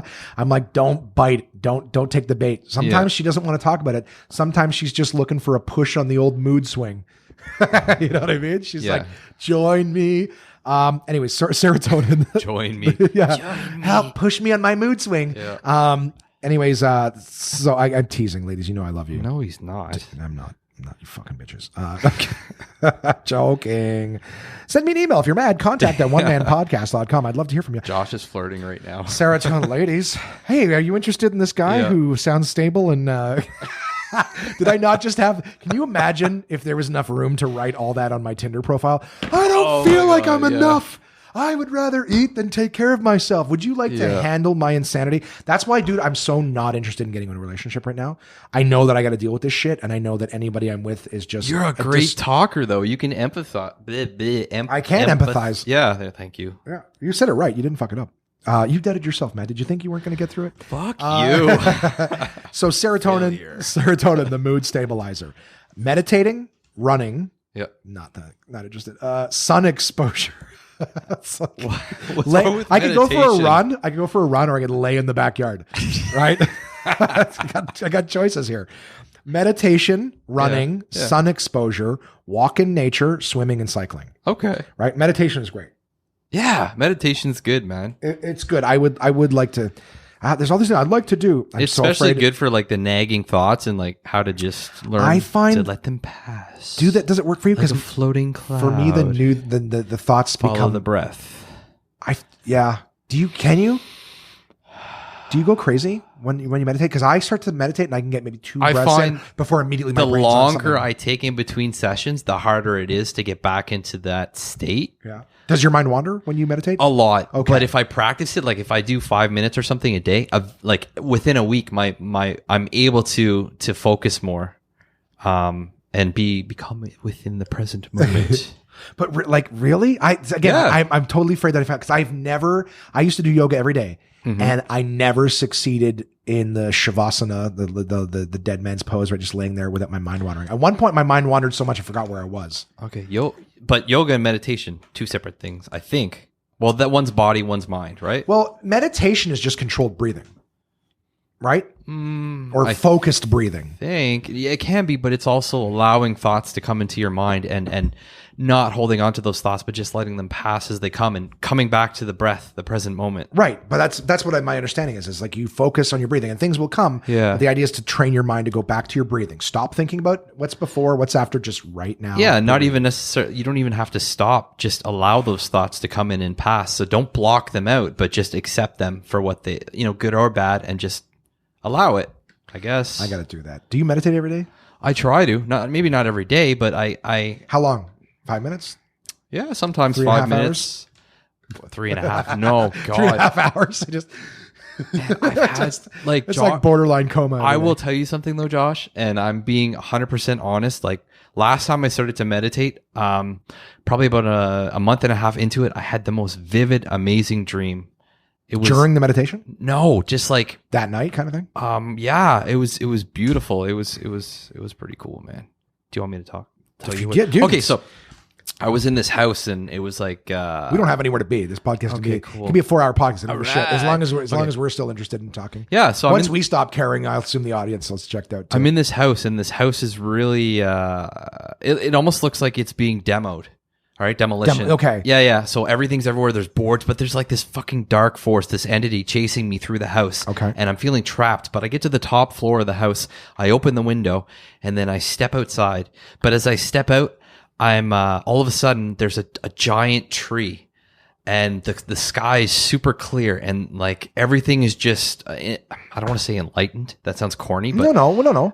Everything just went from like this claustrophobic kind of feeling to this really grand open space. And I'm looking around and I'm sitting atop this tree and I can, the breath is like, the air is fresh and fuck you. Josh is like, you fucking. No, I'll be honest with you.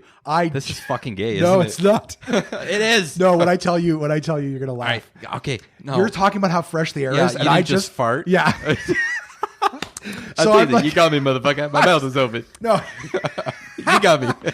You're talking about that, and now I'm like, I'm sitting here like I just ripped one, and I'm like, it's from lunch that we had. We'll talk about that later. Okay. But I just ripped, and as you're talking about, like I'm in there, and the air is so fresh, and all I'm smelling is this monstrosity. So I'm glad you're sharing. Josh, I'm feeling like a fucking failure. I'm just listening. I'm just smelling this horrendous gas, and you're like, the air is fresh. Comic and I'm relief, taking a deep breath. No, it was just. Can I continue? Of course you can. Fucker. I'm sorry I laughed. It was just funny. Fuck, it's not funny. Take a deep breath. No. Take a deep breath and resume. The air is fresh. You feel free. All right. So anyway, and then I look below me. There's these 2 oceans, right? That's my life, by the way. One to the left, one to the right. You had this wonderful story. I know. Of feeling expression, and Okay. then the universe. I'm not made me fucking fun. telling the story. No, Forget it. No, sorry. You're on top of the tree. okay. I really do care about it. Okay. Oh, see, now I'm trying to take a deep breath and all I smell is ass. It's ass. That's what I'm saying. Like, I even get to the point where the universe will give me a beautiful story and it'll ruin it. This is what makes Josh Williams great, people. Farting at the fucking most I didn't awkward choose it. times. It happened like 10 seconds before your story. The dark entity chasing you was my guess. Okay. I'm trying to run from the fart. Open the window. I can fucking breathe. Is that why your face looked like really I fucking was gnarly laughing for a because second? I'm like, Yeah. I just start smelling this horrible thing. And I laugh because I'm smelling this terrible fart. And then all of a sudden you get to a point where you're like, and I take a You looked deep so breath and the uncomfortable air for a is, sec. oh, though. because like, I was your like, face went really like. because it smelled terrible. And then you're like, and I take a breath I'm like, and the air is fresh. does he not and like it was my such story? no, it was such a contrast to what I was experiencing. Oh, okay. You got that fresh air and I'm like, bleh. This is not beautiful anymore. Josh, Anyways. you're really fucking up my chi, man. I'm sorry, buddy. All right. Fuck. I wouldn't normally like just rip one crop dust a guest, but Where's my fucking mask? And it was the worst time. Hold on. Let me put my mask on. I'm trying to make a poignant social commentary All right. about why So- masks are important. So to go back to this. You to go open back the to window, this there's a story. big tree. Okay, there's a big tree. You're atop this tree. The air is so Yeah, fresh. Yes, it will. Okay, so there's two bodies of water, one to the left, one to the right. Okay. In the right body of water, there's a whale, Okay. like a blue whale or something, and it was like it was calling out to me, I think. So yeah, fuck you. No, it's not your story. I'm just thinking about the listeners. He's telling this beautiful This story. corny motherfucker. And I you ripped work it. in No. Matt, you work in a kitchen? Oh my god. Wait No, till- dude. No. wait till I the love guys it, dude. hear this. There's nothing funny about your story. There's a whale, and I assume Okay. there was something in the left So body. and then okay, I gotta be good. All right. So and then my mother is in the dream all of a sudden, and she's sitting next to me, and we start to meditate together. And honestly, this dream it was bliss. Everything was perfect. And after such a scary event of this entity chasing you, right? And it felt like I don't know if it was what they call enlightenment, but I don't know what the meaning of this dream is. But okay, there's a whale, there's a tree. My mother was in the dream. The whale was trying to get to the other body of water. But it was super vivid, and it was really cool. And I don't know if it's because like I was I've been meditating or whatever, or I just who knows, but. It was neat, man. I It was heard cool. an interesting. So I have a book upstairs that's like dreams and understanding the metaphors and stuff in them. I heard this a long time ago about dreams. Is that I think one of the theories about dreams is like your dreams are your brain trying to solve problems. Okay. So it's creating scenarios and like running you like so. Basically, and this actually I've never put this together. Maybe this is part of what I'm experiencing. Is I've always looked at it that way. If I have a dream and I'm like, I remember when I was with my ex, I used to have dreams all the time that she found someone else and didn't care about me, right? Yeah. Going back to probably my feelings of not being enough, right? Is that somebody I cared about would leave me for someone who's better, which happens to a lot of people. But your brain's like running through scenarios because even though it's not a real fear, or not, sorry, it's not a real danger per se, like a physical danger, right? We don't like animals are present, right? Animals are not like, oh my God, next week, where am I going to find berries to eat or whatever? Yeah. You know what I mean? But they Like, have coping mechanisms too. well, And the that's idea is that something maybe they're we certainly more present than we are, which is why for the most part, they seem happier. They have real fight or flight, like that fight or can- flight they do, instinct or comes freeze. back. Absolutely. Yeah. So they have but they're still present. That's a right now thing. Well, Like, I think that Yeah? they don't, well, I don't think that they walk around necessarily going, what if I go somewhere where there's a predator? I think it's, if I hear a predator, I'll run. But I think it's still more of a present thing than that. But what I'm saying is that like we as human beings, like we have fight or flight responses to something that's not even there. Like we have panic and anxiety about a fear that might happen. Like, what if I can't pay my rent next month? yeah. You know what I mean? Like, I don't think that the lions are like, oh man, I can't make my cave payment next month. Yeah. Who are we gonna, oh God, den rents due. But you know what I mean? So I think that they're more present in that. We've, as human beings, have created all these things that like, what if this happens? What if I never find love? Like, I don't think animals worry about that shit. What if I die alone? They don't. In fact, in the animal kingdom, most animals choose to die alone. They wander off and find a place by themselves and they die alone. Like the amount of stories you hear about a dog who like wandered out the backyard, went under the porch and died. Yeah. Okay. You know what I mean? Like it's just, I guess what I'm trying to say is there's a lot more real, like immediate present danger right? We have all this future danger in our head, like things are coming. So I think that your dreams are like your brain's way of trying to solve these problems and stuff like that. So in your dream, it'd be interesting to try to figure out, what did this thing mean in the dream? What was this entity? What was this fear? Right. What was, what were you afraid of? And what did it represent? And what did that moving through the window, what did that escape represent, or whatever it is? I just find the festival. It's not to say that you're going to come up with it. Dreams are crazy. Yeah. But it's funny because in the moment in the dream, a lot of this shit makes sense. Like everyone's always like, oh, this was this and this didn't make sense. And I walked through a doorway and now I was in a garden. Like, and you're like, oh, okay. Yeah. Like, but it's just like, well, that would make sense. But you're like, oh, I walked through the doorway and I was in the middle of the ocean. It's like, okay. Right. But in the dream, you're not like, well, that's weird. It just makes sense. So whatever your dream is choreographing, I've always understood that your dreams are your brain's way of working through something. Okay. Or making sense of something. Mm-hmm. Like I still now have dreams about my ex. Like we're in a relationship. Why doesn't she care about me? Maybe not that we're in a relationship, but why doesn't she care about me? I'll have dreams like that. And it's I think you and I talked the other night and I said something on like the relationship I'm in or whatever, something like that. And I was like, wow, I haven't said that. Yeah. And I know I'm not in a relationship, but just the fact that came out of my mouth, like maybe that, I clearly parts of me haven't let shit go. Right. And so I'm like, okay, maybe I need to find a way. Like I logically know I'm done. And I still feel so much hurt, but I'm like, but my heart doesn't understand that love isn't there anymore, that thing is gone. And so I still have nightmares now, very likely because my brain is trying to solve this. It's like, yo, brain, it's over, dude. Like we don't need to solve it. We don't need to figure it out. It's over. And so it's kind of like, I don't know. I say that now, but in terms of your brain trying to solve a problem, when I talk about me thinking about things like losing weight and trying to learn something or whatever, I almost have that whole going through the whole experience, not in a dream way where it's like, oh, nothing makes sense, but like that whole, like you got to play through the whole thing, except my playthrough every time is like the failure, right? Or the not succeeding, like not believing myself. So it's like people are like, why is your brain so crazy? Like, why are you going through all these scenarios? I'm like, yo, because I'm trying to make sure that if I do this, there's like a way that I won't feel pain.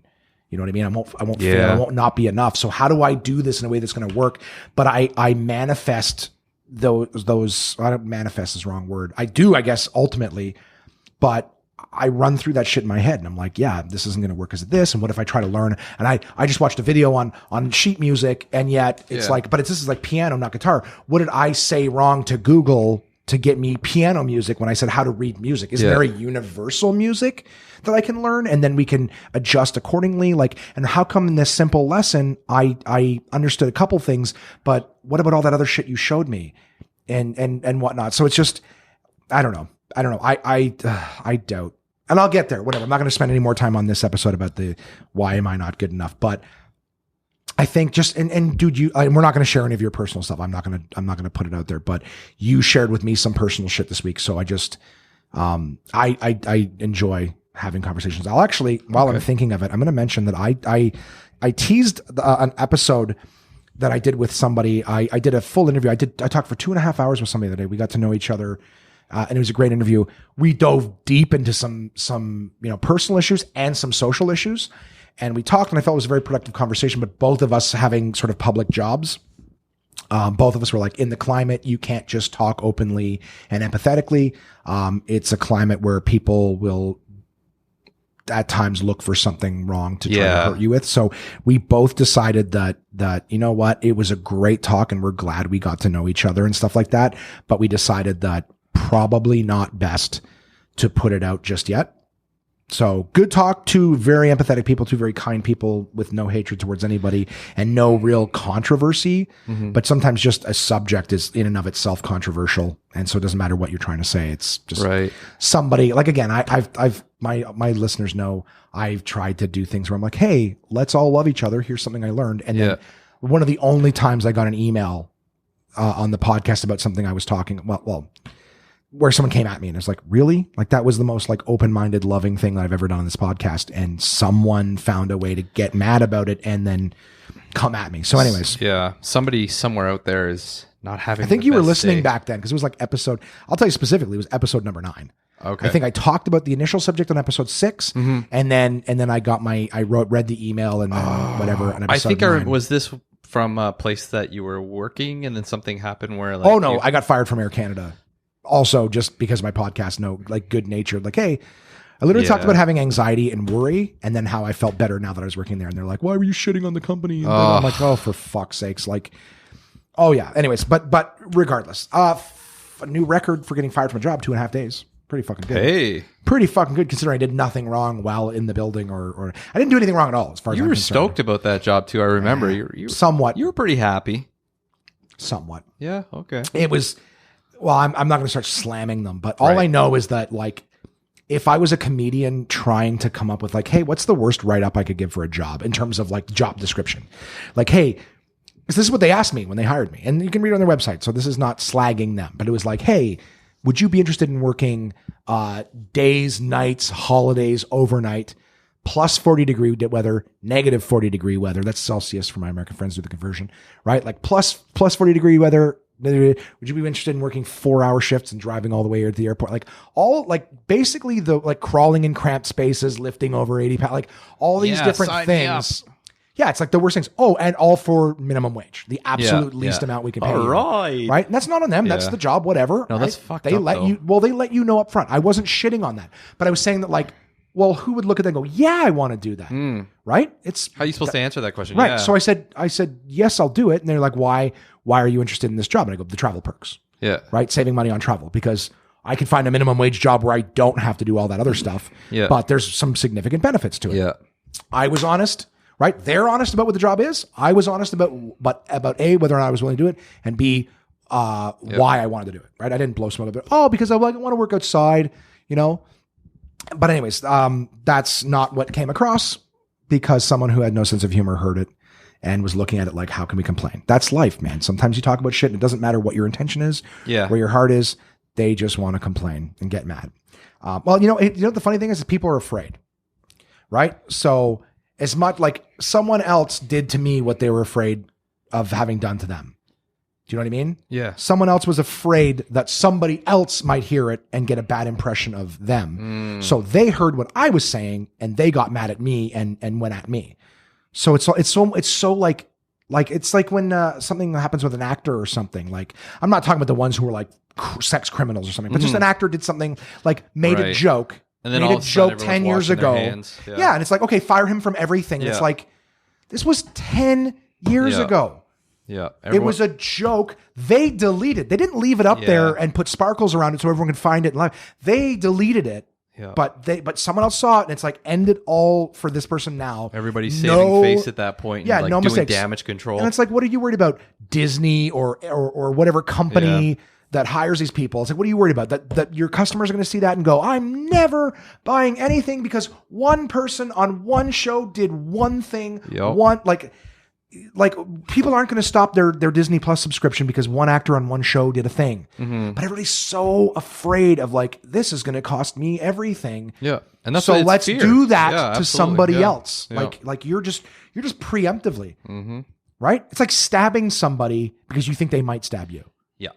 That's crazy. No, yeah. That's fucking I get crazy. it. I get it. So, I don't even remember. Oh, because you were saying, was it that was not it. But I'll tell you this, some of the, like what we just explained, like that kind of discussion was what I had with this other person where we were talking about how like, it's such a scare. And literally the two of us, despite the fact that there was no hatred, no animosity, nothing but love in the conversations we talked about, we both agreed we're not going to put this conversation out right now because it's just, that's not what it is. Yeah. We talked about how like intent means nothing anymore. These should be the conversations that people should be Of course, having. and that's what we said. That's what we said. Like this, Fucking wake this up, dialogue, people. Stop being a fucking pansy generation. Anyway, Yeah. Fuck. But it's just, but you know what it is? I think one of the things we talked about was how like everybody's looking to leave their mark. Yeah. Everybody wants to do something. First off, it's easier to change.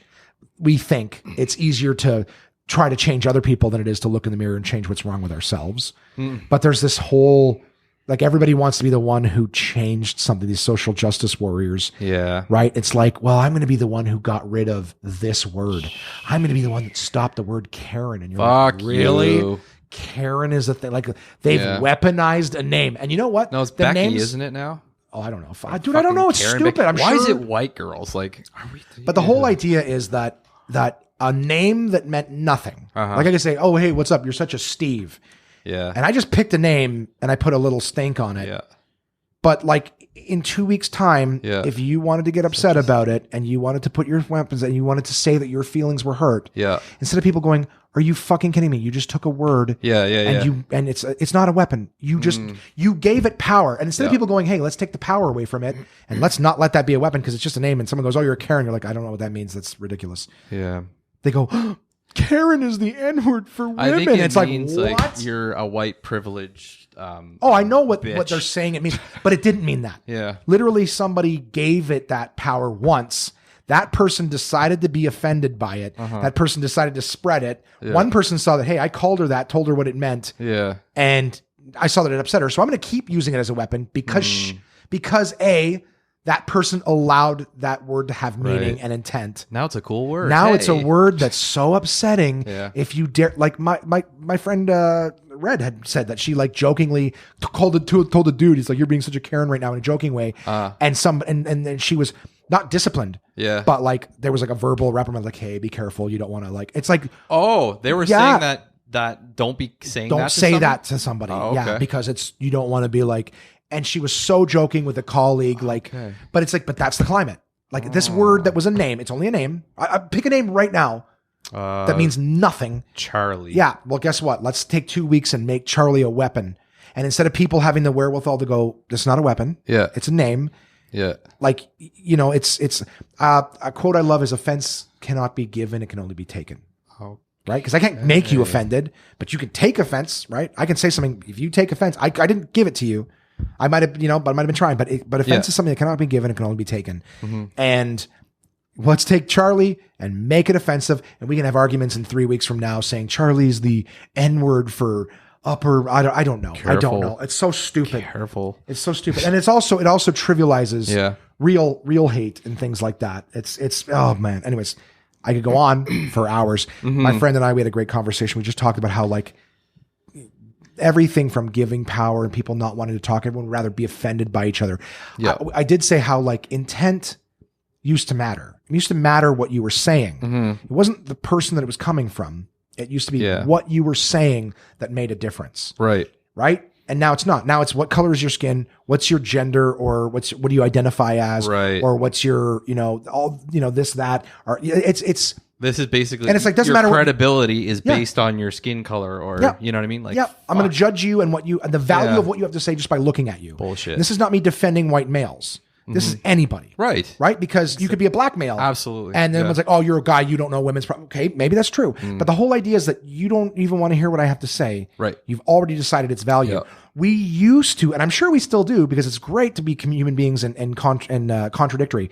But it used to be that we would tell kids and everything like that, like you're special and you're an individual and there's nobody like you. But now we live in a world where, oh, no, you're not. We're going to go based on your skin or your gender or your political side. You fit in this category. Exactly. You're over here. They're over here. Oh, I don't need to hear. Stay in your lane. Yeah, I don't need to hear what you have to say because you're this. Yep. And I already know what your opinions are. And you're horrible. You're already the enemy. But that's what it is. And here's the thing: is people think that that's progressive. No. And it's like, no, you're alienating people, whomever it may be. And the thing is, it happened to women for years, where it's like, oh, you're a woman, you don't know.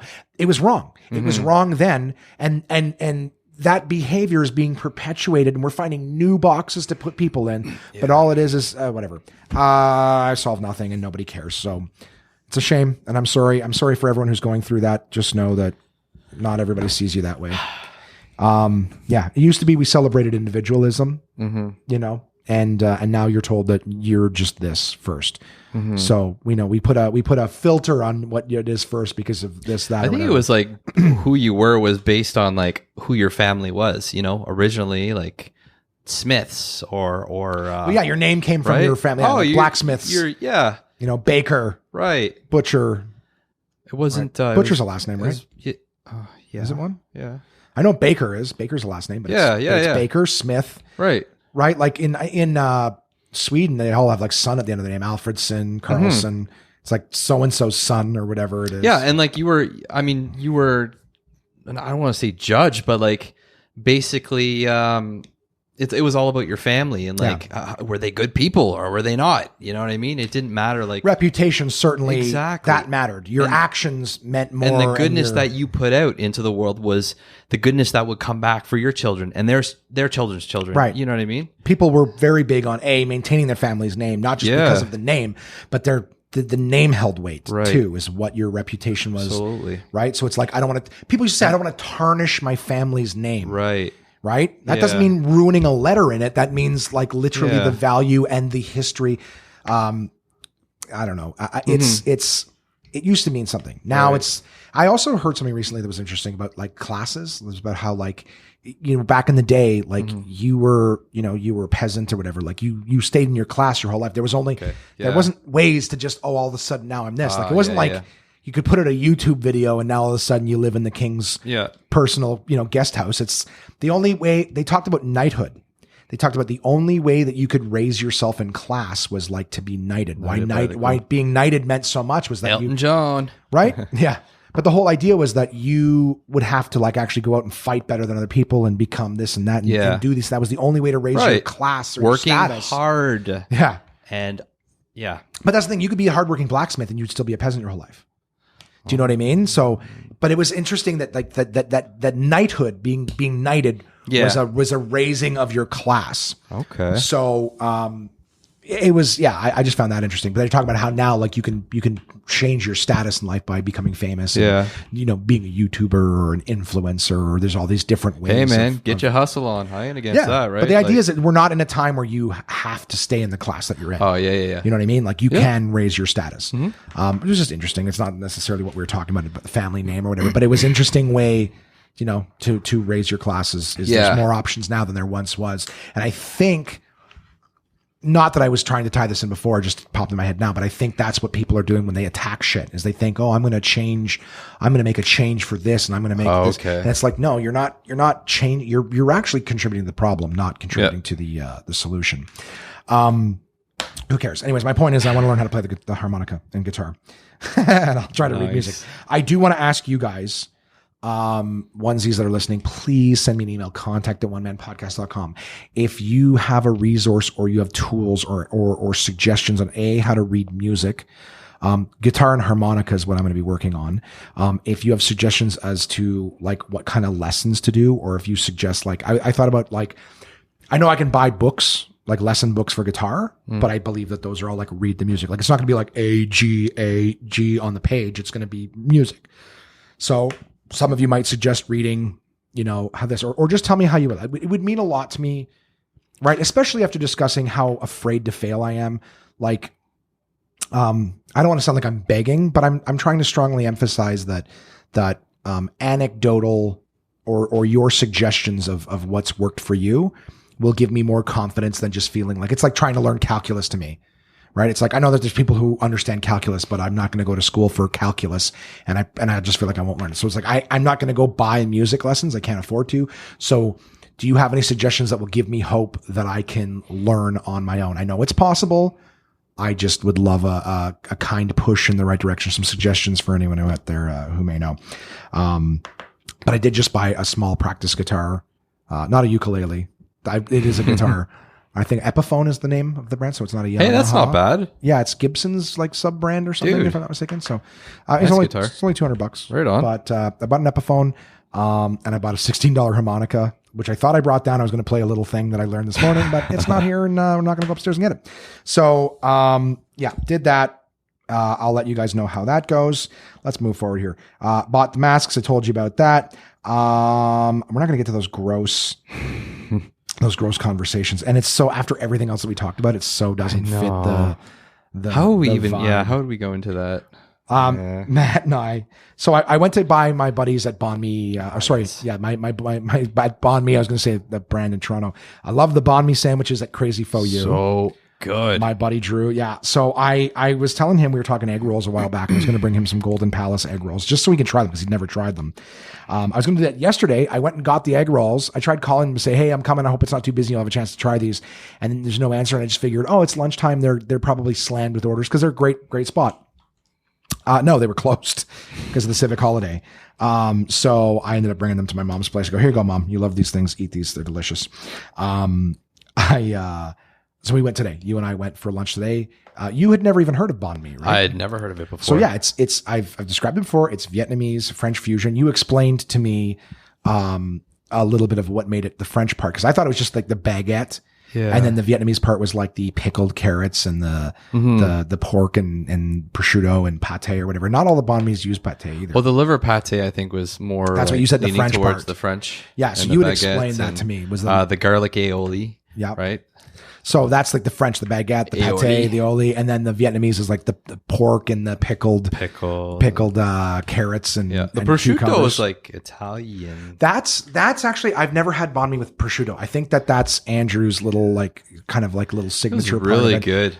It's incredible, and they really go to the way to get those baguettes from a special place too, like a bakery. And it was like perfect. That. Like it had such a nice like bite to it, but then it was super subtle, like what you would expect from a baguette. But this was like, I don't know, man, it was good. Next level shit. Next level shit. Like first bite, boom, heaven. Yeah. Right up there. Yeah. And you're a chef, you're a cook, so you've cooked many things. Thanks, so man. You were describing this morning to me because when I told you what it was, I'm like, hey, you want to get lunch here? And you're like, oh man, that sounds slutty. Yeah. And I was like, what? And you're like, well, there's sexy and there's slutty. And slutty. Poutine is slutty. So what did you say about the face? Something you want to fuck with your face? Yes. Slutty is something you want to fuck with your face. There you go. Yeah. So like poutine, you're like, oh yeah, I want to get it. Slutty. I totally motorboat a poutine. So for like sexy would be like, so let's do this as an example because I talked a few weeks ago about when I came back from Reds. Yeah. And her husband John had gone through the trouble of making us like, ribs that were like sous vide for like 2 days. I was joking saying that like these things were sitting in like, that's like boiling a water. Slut.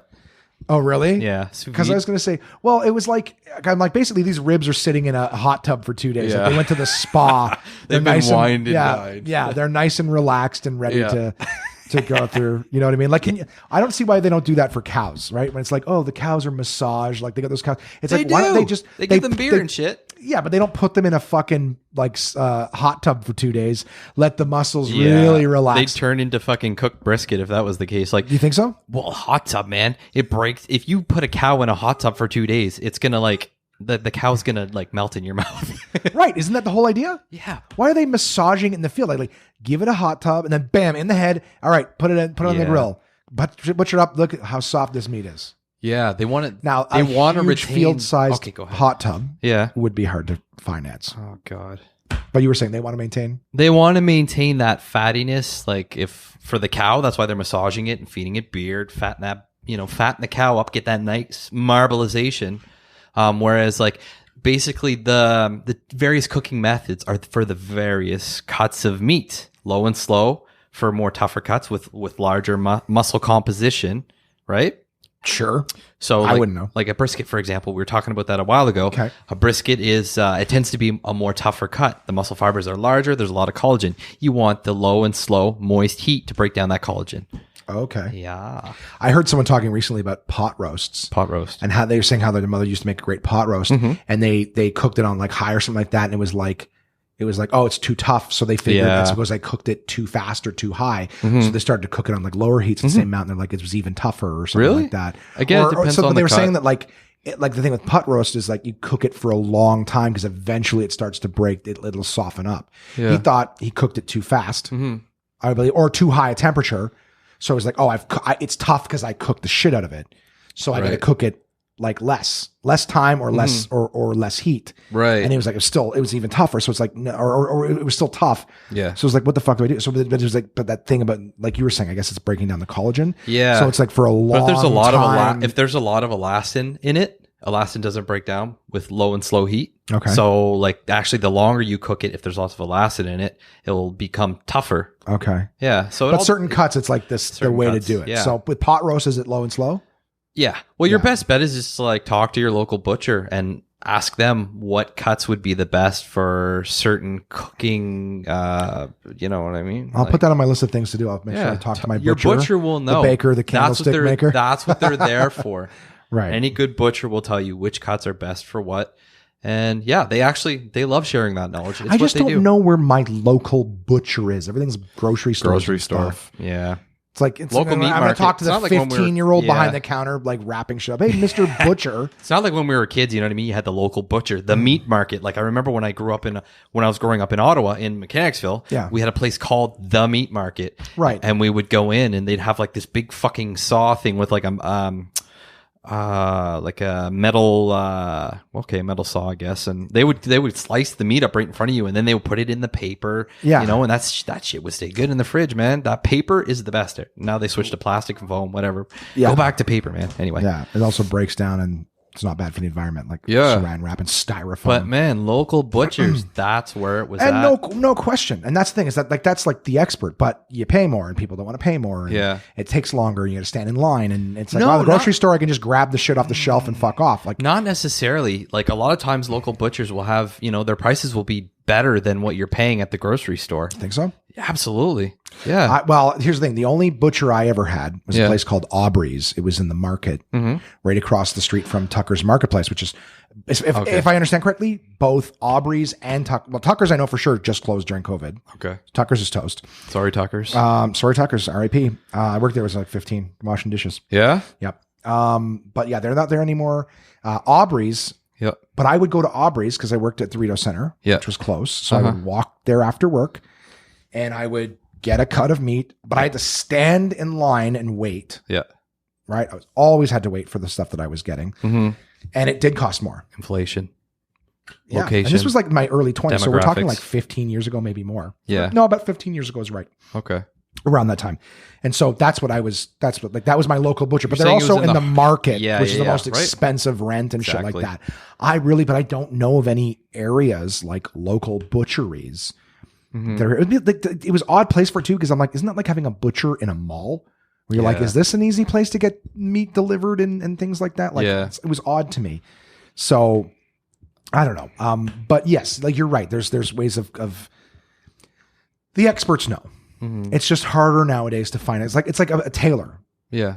You know what I mean? And not like the tailor who works in the big suit conglomerate corporate store. Right. Who's like, I know the basics. I can hem pants. The local mom and pop shop is what you're looking for. That's Yeah. been passed down generation to generation. Right. Like the person who's like, I'm a tailor in the sense that I can cut strips of fabric and sew them together and make something. Not, hey, if it's already made, I know how to like do an extra bit of fold and stitch it. You know what I mean? Right. Like, I have the palette or patterns, I think they're called, and this and that. So that's what I'm saying is like the level of expertise goes down and down. It's like going to Home Depot and asking a question of the guy in the aisle and thinking, oh, I'm going to ask you a plumbing question. It's like, this guy's never done plumbing. Yeah. He knows the concepts of what he's Yeah. been told. I know this pipe is supposed to fit there and you're supposed to use this glue. Have you ever done it?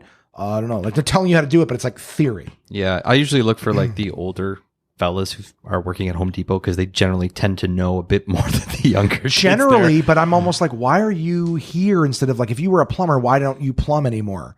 You know, why, like they make shitloads of money. So why aren't you retired or still doing that job? I'm not saying that that there's something sketchy going on. I'm just always like, man, I don't know. You're right. You talk to an expert and they're going to have the answers for you. If you go to the place where the experts are, you'll get better answers. You'll get better information. Really, that's what it is better information. But you enjoyed the sandwich. Way off from back to the sandwich. Okay, so it's this slutty and sexy. You were saying slutty because I was asking you. I wanted to pair John's. I'm sorry, I just gave you the floor and then I took it back. I apologize. Okay, but I wanted to compare the things that John was feeding me, something that a qualified chef was making me, but then quantifying them as sexy or slutty. And I think most of what we ate was slutty. Most. Yeah. But we had... it was a slut masquerading in like a sexy outfit. That's what the sandwich was? Yeah, that's what I would probably give it. Yeah, it's not... because so sexy is... Let's go with sexy and then let's go with slutty and then let's evaluate. I think you tell me sexy, tell me slutty. Sexy would be like something that's really refined, nice and clean on the plate, good presentation. Everything's kind of like in its spot, a little bit of sauce, nice garnish. Like always, whenever you see lamb shanks, they're always cut like it's like a coin with a giant bone sticking out of it. Just the plate. If it'll look sexy. Wow, that's a sexy plate. You look at it. That's nice. That's hot. That's sexy. Right? Oh, okay. So it's not so much about what the food is. It's the mostly presentation. Yeah. Well, because you could have a slutty steak if it's just slapped on a plate with a pile of mashed potatoes thrown on it. Is that not slutty versus sexy? I don't know. It's steak tends to be a little bit more non-slutty, I'd say. Right. Okay, then let's do it this way. You could have a slutty hamburger. Yes. Or you could cook a nice hamburger, cut it down the middle, put the sticks in it, open it up, pour nice little fucking French fries in the middle, and you're like, oh, look at this sexy presentation. But as soon as you take a bite of that burger and those juices start dripping everywhere down your fucking arms, that's a slutty burger. That's a slut masquerading in sexy clothing. Okay. Yeah. So the whole idea is like if you're eating it with your hands. Yes. So basically, if you're licking your fingers, I'm getting a hard on here. Yeah. No. Poutine, right? So yeah, well, Canadians poutine, I think if anyone's like, oh no, it's a sexy. No, it's like, no, it's slutty because it's it already has got two kinds of cum on it. Right? the white cheesy stringy and the gravy. So I can see that as incredibly slutty. Yeah. I can't even think of a sexy way of doing poutine. Mm-hmm. I can't think of it. Poutine's a slut. But I could see I could think slutty burger like for the. Yeah, I was even trying to think of like the ribs, the slow cooked sous vide ribs that were boiled. And it's like, they went to the spa. Yeah. But it's just a whore that went to the spa first because now she's covered in fucking sauce. Or he. Right. Right? Works both ways. Yeah, they'd be slut. I mean, I don't. You're right. Just not slut. I'm not trying to slut shaming the food. You fucking whore. You'll just let anybody put you in their mouth. Yeah. So okay. So I'm starting to get it a little bit. So even though it's cooked immaculately, if it's slathered in sauce and you're got it all over your face, it's like, look, I don't care what you were wearing. I don't care what spa you were in earlier today. That's right. We're getting dirty. We know what you're all about. You're not fooling anybody. Yeah. Just because you put on that makeup and you got your nails did. We know where you came from. We know where you came from and we know where you're going. Yeah. You're going down. Yeah. But okay. So then when John made pulled pork tacos, they look did a presentation on the table, but is that slutty? Pulled pork tacos. Nice real corn tortillas, not like deep fried, but like soft corn tortillas. We had the pulled pork, the veg, the I would say if I had to pick it didn't look dirty on the plate. It wasn't slimy and dripping, but it's got to be slutty, simple and easy hand food. I don't know. I'd say that pulled pork tacos it can be sexy. Okay. And not every food is either sexy or slutty. Sometimes they just work in a library. Yeah. And I'm thinking like a bowl of oatmeal is neither sexy nor slutty. Until you put your spoon on it. And if you're getting like that sound when you're... That's so... The sludgy add a bit of milk and some brown rain sugar. boots and a mud puddle. Like that kind of stuff. Yeah. But now that becomes slutty? That doesn't turn me on though. Well, if you feel like a pig after eating it too, like that's But who does that? Right? What? You get blueberries, a couple pieces of sliced banana, and you eat it, and you're like, I'm going to go to yoga. Yes, I'm going to go do a Pilates. lot of people do that. Right, but I'm saying, does that make you feel slutty? You're like, I'm starting my day off with something healthy and no, like you that. feel good. You feel good, right? You don't feel, I guess, but then it's not slutty, even if it... Oh, with the oatmeal. I assume you're talking about sticking your spoon in the oatmeal, not your cock, right? If you're oh, jeez. All I know is it's okay. So I'm starting to get. I thought it was like I thought you were saying like when the food has either got this aspect, but you're basically talking. Sexy means it looks good. You eat it with a fork and knife. Yeah. You put the napkin on your lap. That's sexy. It looks good, but I'm eating it like a gentleman. If you're out for like a a really nice dinner with your significant other and sexy, right? Unless you're eating it with your hands. If you're in like a dive somewhere in a back alley and back alley dive, right? Hey baby, we're going for pogos. Yeah, pogos are slutty. Pogos because they're slathered in sauce. It looks like a dick. You don't think so? Corn dogs or whatever you want to call them. Pogos. That's got to be. I think that's not sexy. There's no way a pogo is sexy. Sloppy joes. That's definitely slutty. Yeah. Poutine we've established is slutty. There's I'm trying to think of something. Anyways, I'm having fun. I'm sorry. We're almost at the 2-hour mark. Not that we need to wrap it up, but maybe some people have left a long time ago. We're talking about our feelings, and now we're talking about food. porn. Uh-huh. But so that's what it is. When I described the banh mi earlier, you were like, "Oh, that sounds slutty." But you were saying it's like it's sexy. Like you didn't get sauce all over your face. No, it was clean. Yeah, like it was good. Like I just wanted to. It was like Pretty Woman. It was a slut that was working on bettering herself. Yeah. You know what I mean? Or it was a sexy thing that was slumming it. But it was like a merge of two worlds, I think. Because I'm trying to think. I think the meals you got to tell me this one. The meals that John made, like I said, the pulled pork tacos. I'm going to go with slutty. They weren't sloppy or anything, but it's kind of slutty food. We ate with our hands. Yeah.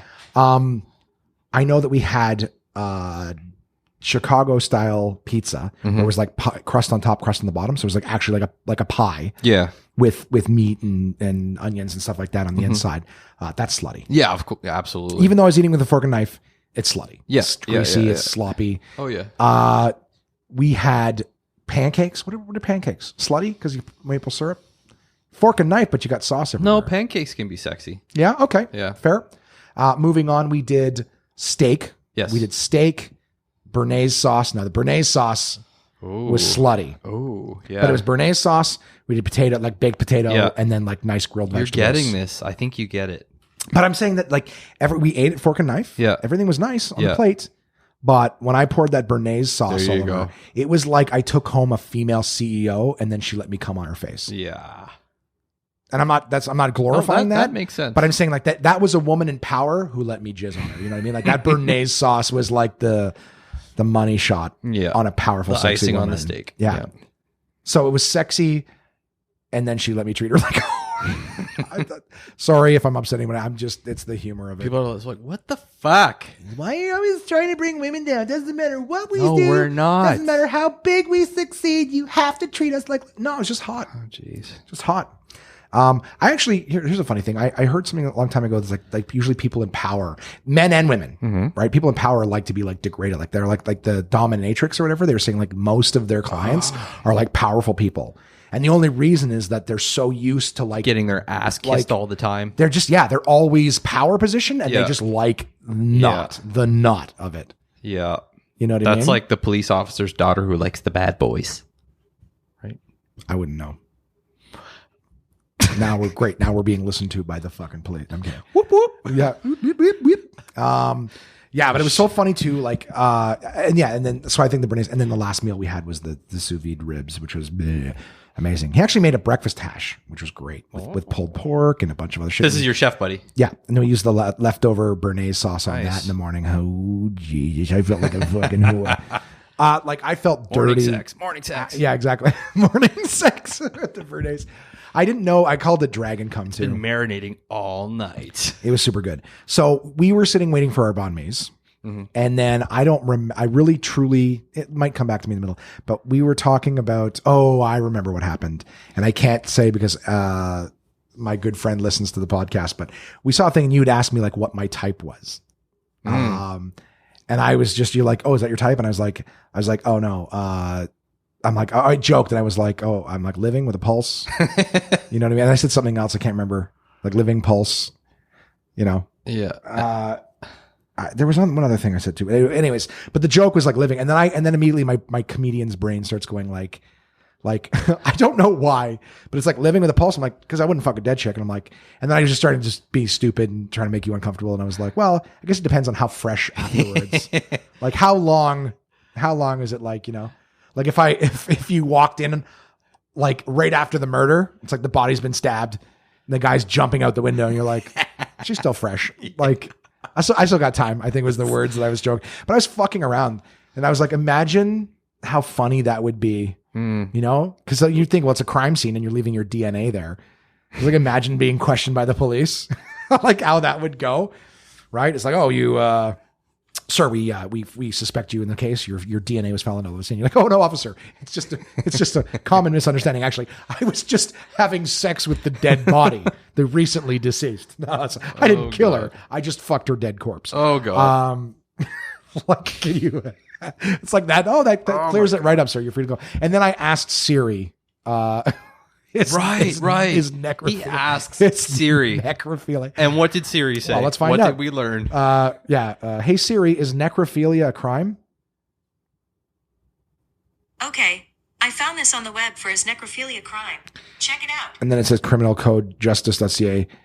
Improperly or indecently interferes with or offers any indignity to a dead. So it's like giving me like half a sentence of the criminal code. I'm not gonna look into it. I think fucking a corpse, I said one time.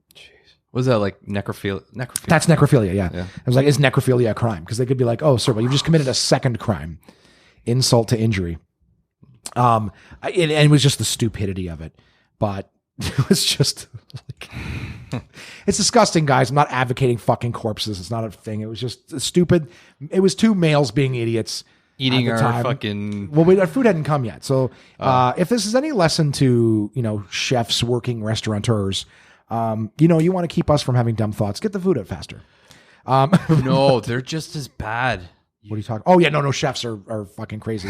But it's just us being dumb. That's the thing too, man. Is like, people want to jump down your throat. I can't believe you're advocating. I'm not. I'm being stupid. I'm saying things because I know it's bothering you. Right? So we just had fun with that, laughing about fucking, I think it was like, it starts with, what's your type? What's your type? Oh, I wonder how weird it would be to have sex with a corpse. And then, and then that situation where like, we found your DNA. No. Officer. No, actually, funny story. I didn't kill her. I just found the body and had sex with it. Oh boy. So I'll get my things and leave. What are you talking about? Follow you where? Sorry. But we talked about that. And you talked about sex shacks. Oh, yeah. You said in China? Mm-hmm. Is this a real thing? Did you look it up or did you hear it? No, actually, I heard it from a coworker. He basically told me that they have these, I don't know how true it is. It should be true. They have these actual jack-off machines. Whack shacks? Whack shacks in China to deal with like the overgrowing population. So basically the men, they go to these machines, they get milked. It's like they relieve their stress. Another kid is not born, and they move on. It's like a phone booth. You put a quarter in. Yeah, I almost get like this vision of in my mind of like a bunch of cattle lining up to get milked. Yeah, they're just like. And I was saying like, and I don't know how it works. I'm like, do you stick your is there like a condom that you stick in it and you boom and you blow it, and you pull it out and throw it in the garbage can. Right? Like, when the doctor, he's got that little thing he slides over the thing he puts in your ear and then he throws that away. Yeah. Like, I'm wondering if it's got like that kind of thing. Like you put it over yourself and stick it in, or it's already there. Mm-hmm. Like the butcher paper at the doctor's office. Just anything where it's like, how do you deal with that? Or is there like a tube at the other end where it just, and where just takes it all away, and where does it go? Yeah. Where does it all go, Josh? We're we're in this position. I was telling Matt before, like it was so fun. We had each other dying laughing with just these different theories as to like where it came from. Where it goes and this and that. I told them the hardest part about like, even as a comic, you get these funny ideas, you start riffing, people are laughing. And the worst part is like trying to, rather than just having it flow naturally, like you said before, you're just being yourself and it's just coming, it's natural. There's no expectations versus like, okay, now how do I write it down? Now it's not the same because it's not flowing. It's trying to remember what we said before. But we were joking. We were joking by saying someone has to service those machines. Like, oh, we got another clog. Like if it's a pipe that just drains, right? As opposed to being something you pull out and throw away. It's like if it's a pipe that just drains. Yeah. Like there's like a maintenance guy. It's like, we got another clog on shaft 6. Grab the pipe cleaner. Get in there. Yeah. Grab the pipe cleaner. Get your boots. You don't want to fucking walk in sandals across that floor. These giant cum jugs that they swap out. It's so gross, like a septic tank or whatever. Coagulated. But I was saying on top of coagulated. I was saying semen. like how funny was that if they just have like a tube that goes down? It's like there's a shop underneath. Like, you want your bubble tea? we got yogurt now. Fertilized salmon eggs. And we talked about too. I was saying, well, you can use like cattle feed because it's protein. That one grossed you out. And then I had chicken feed. And then I also said that maybe that's where MSG comes from. It's like it's dried and granulated. If you've ever wondered why MSG is so fucking salty. Oh. That's so gross. Hold on. Sorry, we're gonna find it. Yeah, girls. It's disgusting. I'm sorry. Hope you weren't eating. Yeah. Hey Siri. Oh, by the way, Andrew, I know you listen to the podcast.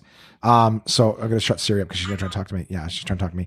I know Andrew listens to the podcast. I just want you to know that this is exactly the conversation we were having while we were sitting waiting for your banh mi. So thank you so much for that. Hey Siri, is it true that there's actually masturbation huts in China? Okay.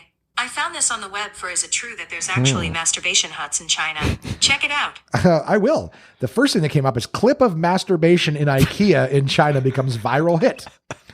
Not really by search. IKEA masturbation incident in China is the second one. IKEA China women video. IKEA masturbation.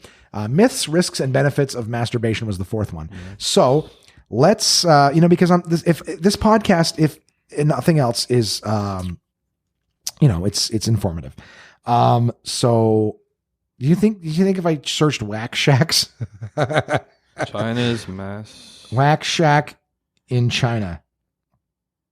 And are you sure it's China, not like Asia? Viral China this week. First Shake Shack in China. No, that's a burger place. Shake Shack. Bizarre sperm extractor machine invented in China. Okay. Is it like, is that like how the sperm donor clinics China now? Masturbation machine, Alibaba. Hold on. China. The Chinese machine will suck your tongue if you do it. What? Wait. Hold up. The bizarre sperm extractor machine invented in China to collect donations. They're for donations from men. You got an article? Yeah. It's saying the sperm collecting machine helping China through hard times. Hard times, no pun intended. Unlike seeing a dentist where you lie down helplessly and let the doctor torment you. Andrology. The study of male health is one of the rare medical disciplines. Blah, blah, blah. Enter the SW3701 sperm extractor. Oh, sweet. A machine that takes the tedious labor of masturbation out of the process of collecting semen for donation. The tedious labor of masturbation. See, here's another thing. I'm never afraid of masturbating. I'm never like, I'm not going to be able to do this. You got a video for me? That's fucking hilarious. That's hilarious. It really does. Okay, that's hilarious. So what I got was from The Sun, UK. Sperminator, bizarre sperm extractor machine invented in China to collect donations from men terrified of masturbating in a hospital setting. So they're afraid of masturbating in a hospital setting, but instead they'll just jam their dick in this space pod. A company in China is knocking out mobile sperm extractor for male donors terrified of masturbating in hospitals. So your friend told you this like it was like a fucking phone booth on the side. You just go in and this is not because of overpopulation. This is just like, it's a sperm donation method, so it just whacks you off. I actually saw a video about, I don't remember they called it like the shuttle or something. So, the Fleshlight? Yes. I answered it. Yes. Yes. Yeah, I was going to say, let me tap my nose. You're in a relationship. Are you from Matt, have you ever heard of the Fleshlight? I think. It's like, go on though. Like for the sake of the listeners, please go ahead. Yeah. Well, they got this thing called like a shuttle. Like the Fleshlight now comes with this like shuttle thing, so you can basically put the Fleshlight in it, and it rocks it back and forth like so. They've got, this is something I definitely watched. It was, and it Bluetooths, it syncs with like videos. So like you could put like, so let's say you're really into this porn star. Like I'm sure you've never heard of any of these porn stars because you're a good Christian boy. But like, let's say you wanted to fuck like, Kimmy Granger. Oh, sorry. You got one for me? Do it. No, dude. I'm totally. Let's have fun. You mouthed it. What is it? No, what? Oh no, you wouldn't know. Of course not. All right. You're gonna write it down, and we're gonna put the listeners through this. Just say the name. God, you're human. You fucker. Aren't you human? You've never watched porn. I would be suspect of a woman who believed that her man never watched porn. Then the guy was like, yeah, I've seen porn from time to time. Honestly, it's been a while. That's fine. So I'm not really.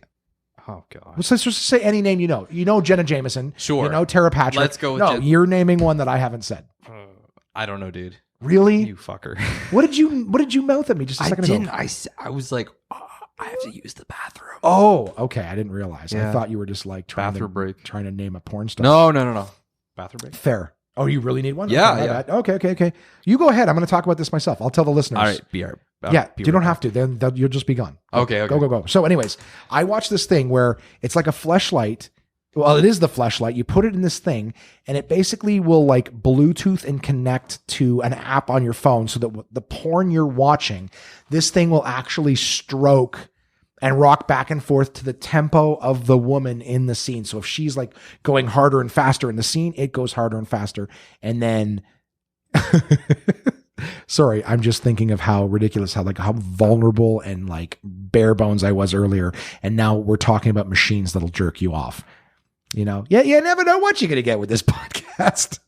But yeah, it's basically a thing. Like I think they called it the shuttle. I believe that's what they called it. But anyways, it rocks back. So if you just can't be bothered to jerk yourself off, or if you are so removed from reality that you're like, I want to feel that woman. And of course the fleshlight you can actually buy. Like these women have like silicone molds of their vaginas. So like you can buy that particular porn star's vagina mold, and then not vagina mold as in like the blue shit that grows on cheese, more the mold of the shape of her vagina. Not sure that there was anyone who's making that distinction, but I said it and I was like, vagina mold. Interesting. So yeah, it would be like her thing on the fleshlight, then rocking back and forth at the speed that she was doing in that video. Like the level of technological creations that are just built for some greasy fat dude to fucking jizz in the basement of whomever's place. So yeah, that was basically what the shuttle is. And I saw like a whole interview and they're talking about it. She's like, so if you want to like fuck me in like this video, it's Bluetooth and the shuttle's $69.99 and this is that. I was like, that blows me away. Like that's okay, but tweets are not. Anyways, Matt's back. Yep. That was a really quick pee. Mm-hmm. Did you wash your hands? Did you social distance from the toilet? I stay 6 feet away from the bowl when I pee, just to make sure that I'm not getting intimate about my pee. You won't get intimate about your pee? No. Do you hold two hands or one? That's crossing the line. Is it really? Just pee. We talked about fucking corpses and wax shacks, and you're like, I don't want to talk about pee. It's too personal. They can track you down with your address based on whether you use one hand or two. I one hand it. There you go. The other hand's holding me up on the wall because I have to angle myself like a like a backslash. You make the grunting sounds. I'm like this is a backslash or forward slash? It's a forward slash. I have to forward slash myself towards the toilet. Yeah. So it's like on the wall, and like a half a TP. Do you picture yourself as like a badass when you're touching the wall and peeing like that? Like no, I thought it was such a badass way to piss. It's badass. Like the one hand on the wall peeing. That's like, I'm the man. I guess if you have it to the side, like you're holding yourself up because you might fall over, but I'm more leaning over the toilet, so I'm pissing in it and not on it. Oh, because I was in a relationship long enough that if you leave one or two drops on the rim, and you don't see it because I pee with my glasses off. Yeah, I don't like. I'm not like midday taking them up, but you wake up in the morning, right? You go for that morning pee. I don't have my glasses on yet, so I'm like, ugh. You lift the seat, man. Oh wait, I definitely lift the seat, but I'm saying that you can. It's like the funny thing is like, and I hear it in the water. I'm like, I'm hitting the target, but I guess there's a one or two drips afterwards that just no. Yep. So I lean over, guys. You're learning so much about me, ladies. I am single and he's a rim pisser. A rim pisser. Anyways, so yeah, sex shacks in China. We've established sexy versus slutty food. We did all that, and I guess I'll leave this on a happier note. Excuse me. My Nespresso samplings are back. I will be working for like 2 months straight with Nespresso marketing. And there is a small chance that you might be with me. Hey. Yeah, that'd be great. If I get you in, because you're here for a while, you're doing some work, you're here visiting family. So why not do some fun work while you're here? That'd be awesome. It'd be all right. Cool. So Nespresso's back. I got off the phone this morning. This is hot off the presses. I'm really looking forward to it. I haven't heard anything about that Chromebook job. Frankly, I don't really care, which is kind of great. So yeah, it looks like I've got another few months of work ahead of me. Some good solid stuff that's reliable. Unless there's another COVID, because this was literally the road show I was doing when COVID hit. So assuming we don't have like a second huge wave, life will go on and things will be fun. I'll be doing that again. So coming up this week, guys, I got that Harvey's promo. I don't know if I mentioned them by name, but Harvey's is doing Goodwill burgers. This week will be in Gatineau, Ottawa, and Canada. I keep tapping. I'm sorry, guys. Hopefully I'll take that out and it's not too annoying in the background. But free burgers for Goodwill for frontline workers, courtry of Harvey's. It's nice. They're giving away 50,000 free burgers, all in the name of Goodwill, just to all the people who've worked in the front lines during all of this. It's a big thank you. I'm getting a haircut tomorrow. Yeehaw! Getting my car detailed. Yeehaw. Oh no, haircut's on Thursday. Doesn't fucking matter. I'm getting a haircut this week. I'm getting my car detailed, getting it cleaned up. And good. And I will be in Kingston, hosting and headlining in October, end of October, early November.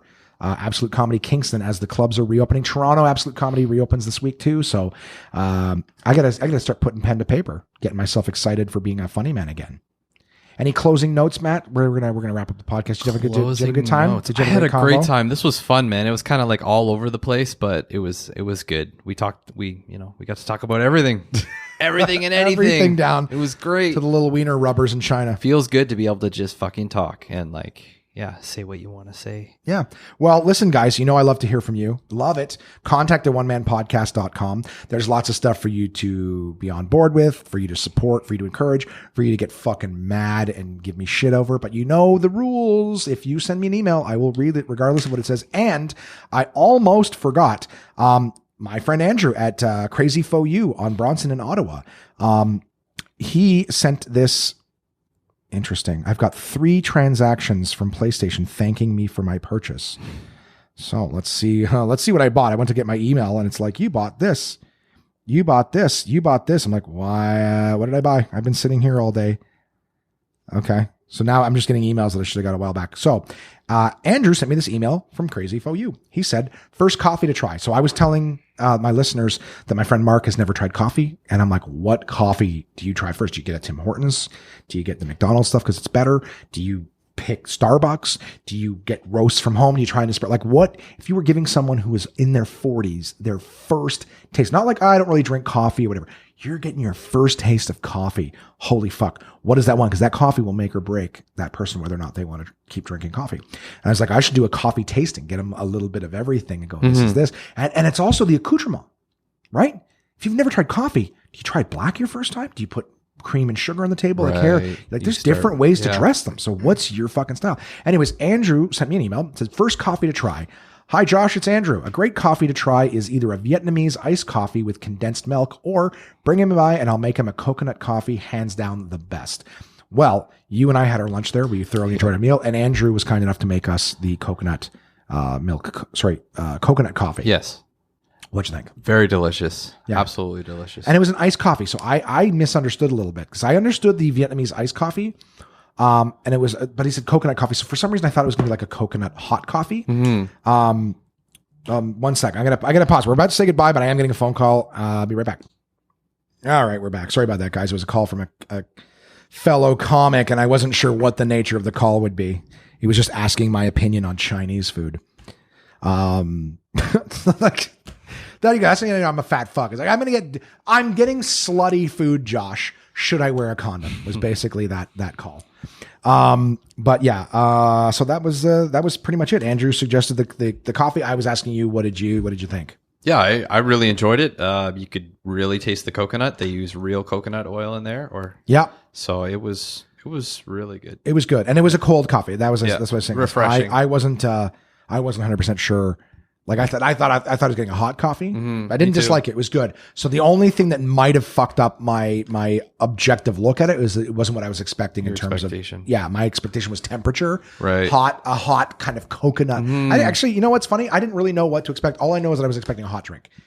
So I liked it, but I was in the mood for a hot coffee. However, you guys want a cold drink? And I didn't have a chance to, I'm going to try the Vietnamese one next time. The Vietnamese iced coffee. I'm looking forward to that. But, it was delicious. It was delicious. We've been sipping on them for quite a while because it's a strong taste. It is a strong taste iced coffee. It's not like a weak, it's kind of some coffee in there. It's a mix. Anyways, guys, Crazy Faux, you got to go fucking mess with them, man. You guys got to try it. You got to tell me what you think. They are not a sponsor of the podcast. I'm just a big fan. And like I said, they take good care of me and they're very reasonable. It's such a fucked up time for businesses. Okay. It's scary because of COVID. Everyone's limited. Everyone is real. Everyone's struggling except for the big corporate things that never seem to struggle and that are big enough that you can have a ton of people in and still, you know what I mean? Like those big box places, they got the space to have their customers just constantly coming in. They got online, whatever. These little places that can't have a ton of people need your help. Right. And Matt, you were saying that like you and I both agreed, like there's like little hipster places that'll open up and be like, this sandwich is great. $16. Yeah. You know what I mean? Their sandwiches. I was in there today. It goes from like $6 right up to $8.50 for the banh mi's. It's 100% worth it. Yeah. And it's stupid reasonable. It's stupid reasonable. They're not like, hey, it's great, so we're going to charge you more for it. And the quality, they're not skimping. Everything is just really good ingredients. It's top-notch stuff for what you're paying. Like, it's a good deal and it's delicious. Yeah, you guys got to give it a try, man. That's all I'm saying is I'll stop talking about it so much, but I want them to stick around. You know what I mean? And I've actually had friends that like they're like, hey man, thanks for the shout outs, like this and that, and they take care of me and they give me good deals and stuff. And I'm always like, listen, I appreciate the good deal, I appreciate the discounts. Don't, because I want you to still be here. Mm-hmm. You know what I mean? If you're not making money off me, you know what I mean? Like I want you to still be, and this is not to say that they're struggling. They're really not. They're busy, but it's a small local business, good people, support local. And hey, word to potential local business owners, don't try to grab more money because you're like, oh, I'm artisanal. You'll be gone. You'll be gone. You want to have a fucking $16 sandwich? 100% true. You can be the talk of the town for 5 people for 2 months until you can't keep your lights on because no one's coming in to buy your goddamn sandwich. Yep. Sure, it's great. Hey, ice cream places that serve $12 ice creams, go fuck yourself. Seriously. Yeah. I don't mean like I'm not trying to be an asshole, but like, charge $7 for it. Yep. It's still mildly competitive, and you'll stay open. More people will come to get your great tasting shit, and you'll make, what is it, that maybe slightly different thing, but it's like, you want a small piece of a big pie or you want a big piece of a small pie. Right. You know what I mean? I don't know. That's probably not the right particular format. Works. But all I'm saying is like you'll get more people and your profits will continue to grow because you're getting more of it. As opposed to like, hey, we crushed this. I don't know, whatever. I don't know anything. That's been the podcast this week. That's been the Josh Williams one-man podcast. I don't know anything. Give me shit. Tell me your thoughts. I love you all. Matt, I love you. Thanks for being here, buddy. Love you too, man. Always a pleasure. Thanks, buddy. All right. We'll talk to you guys again soon.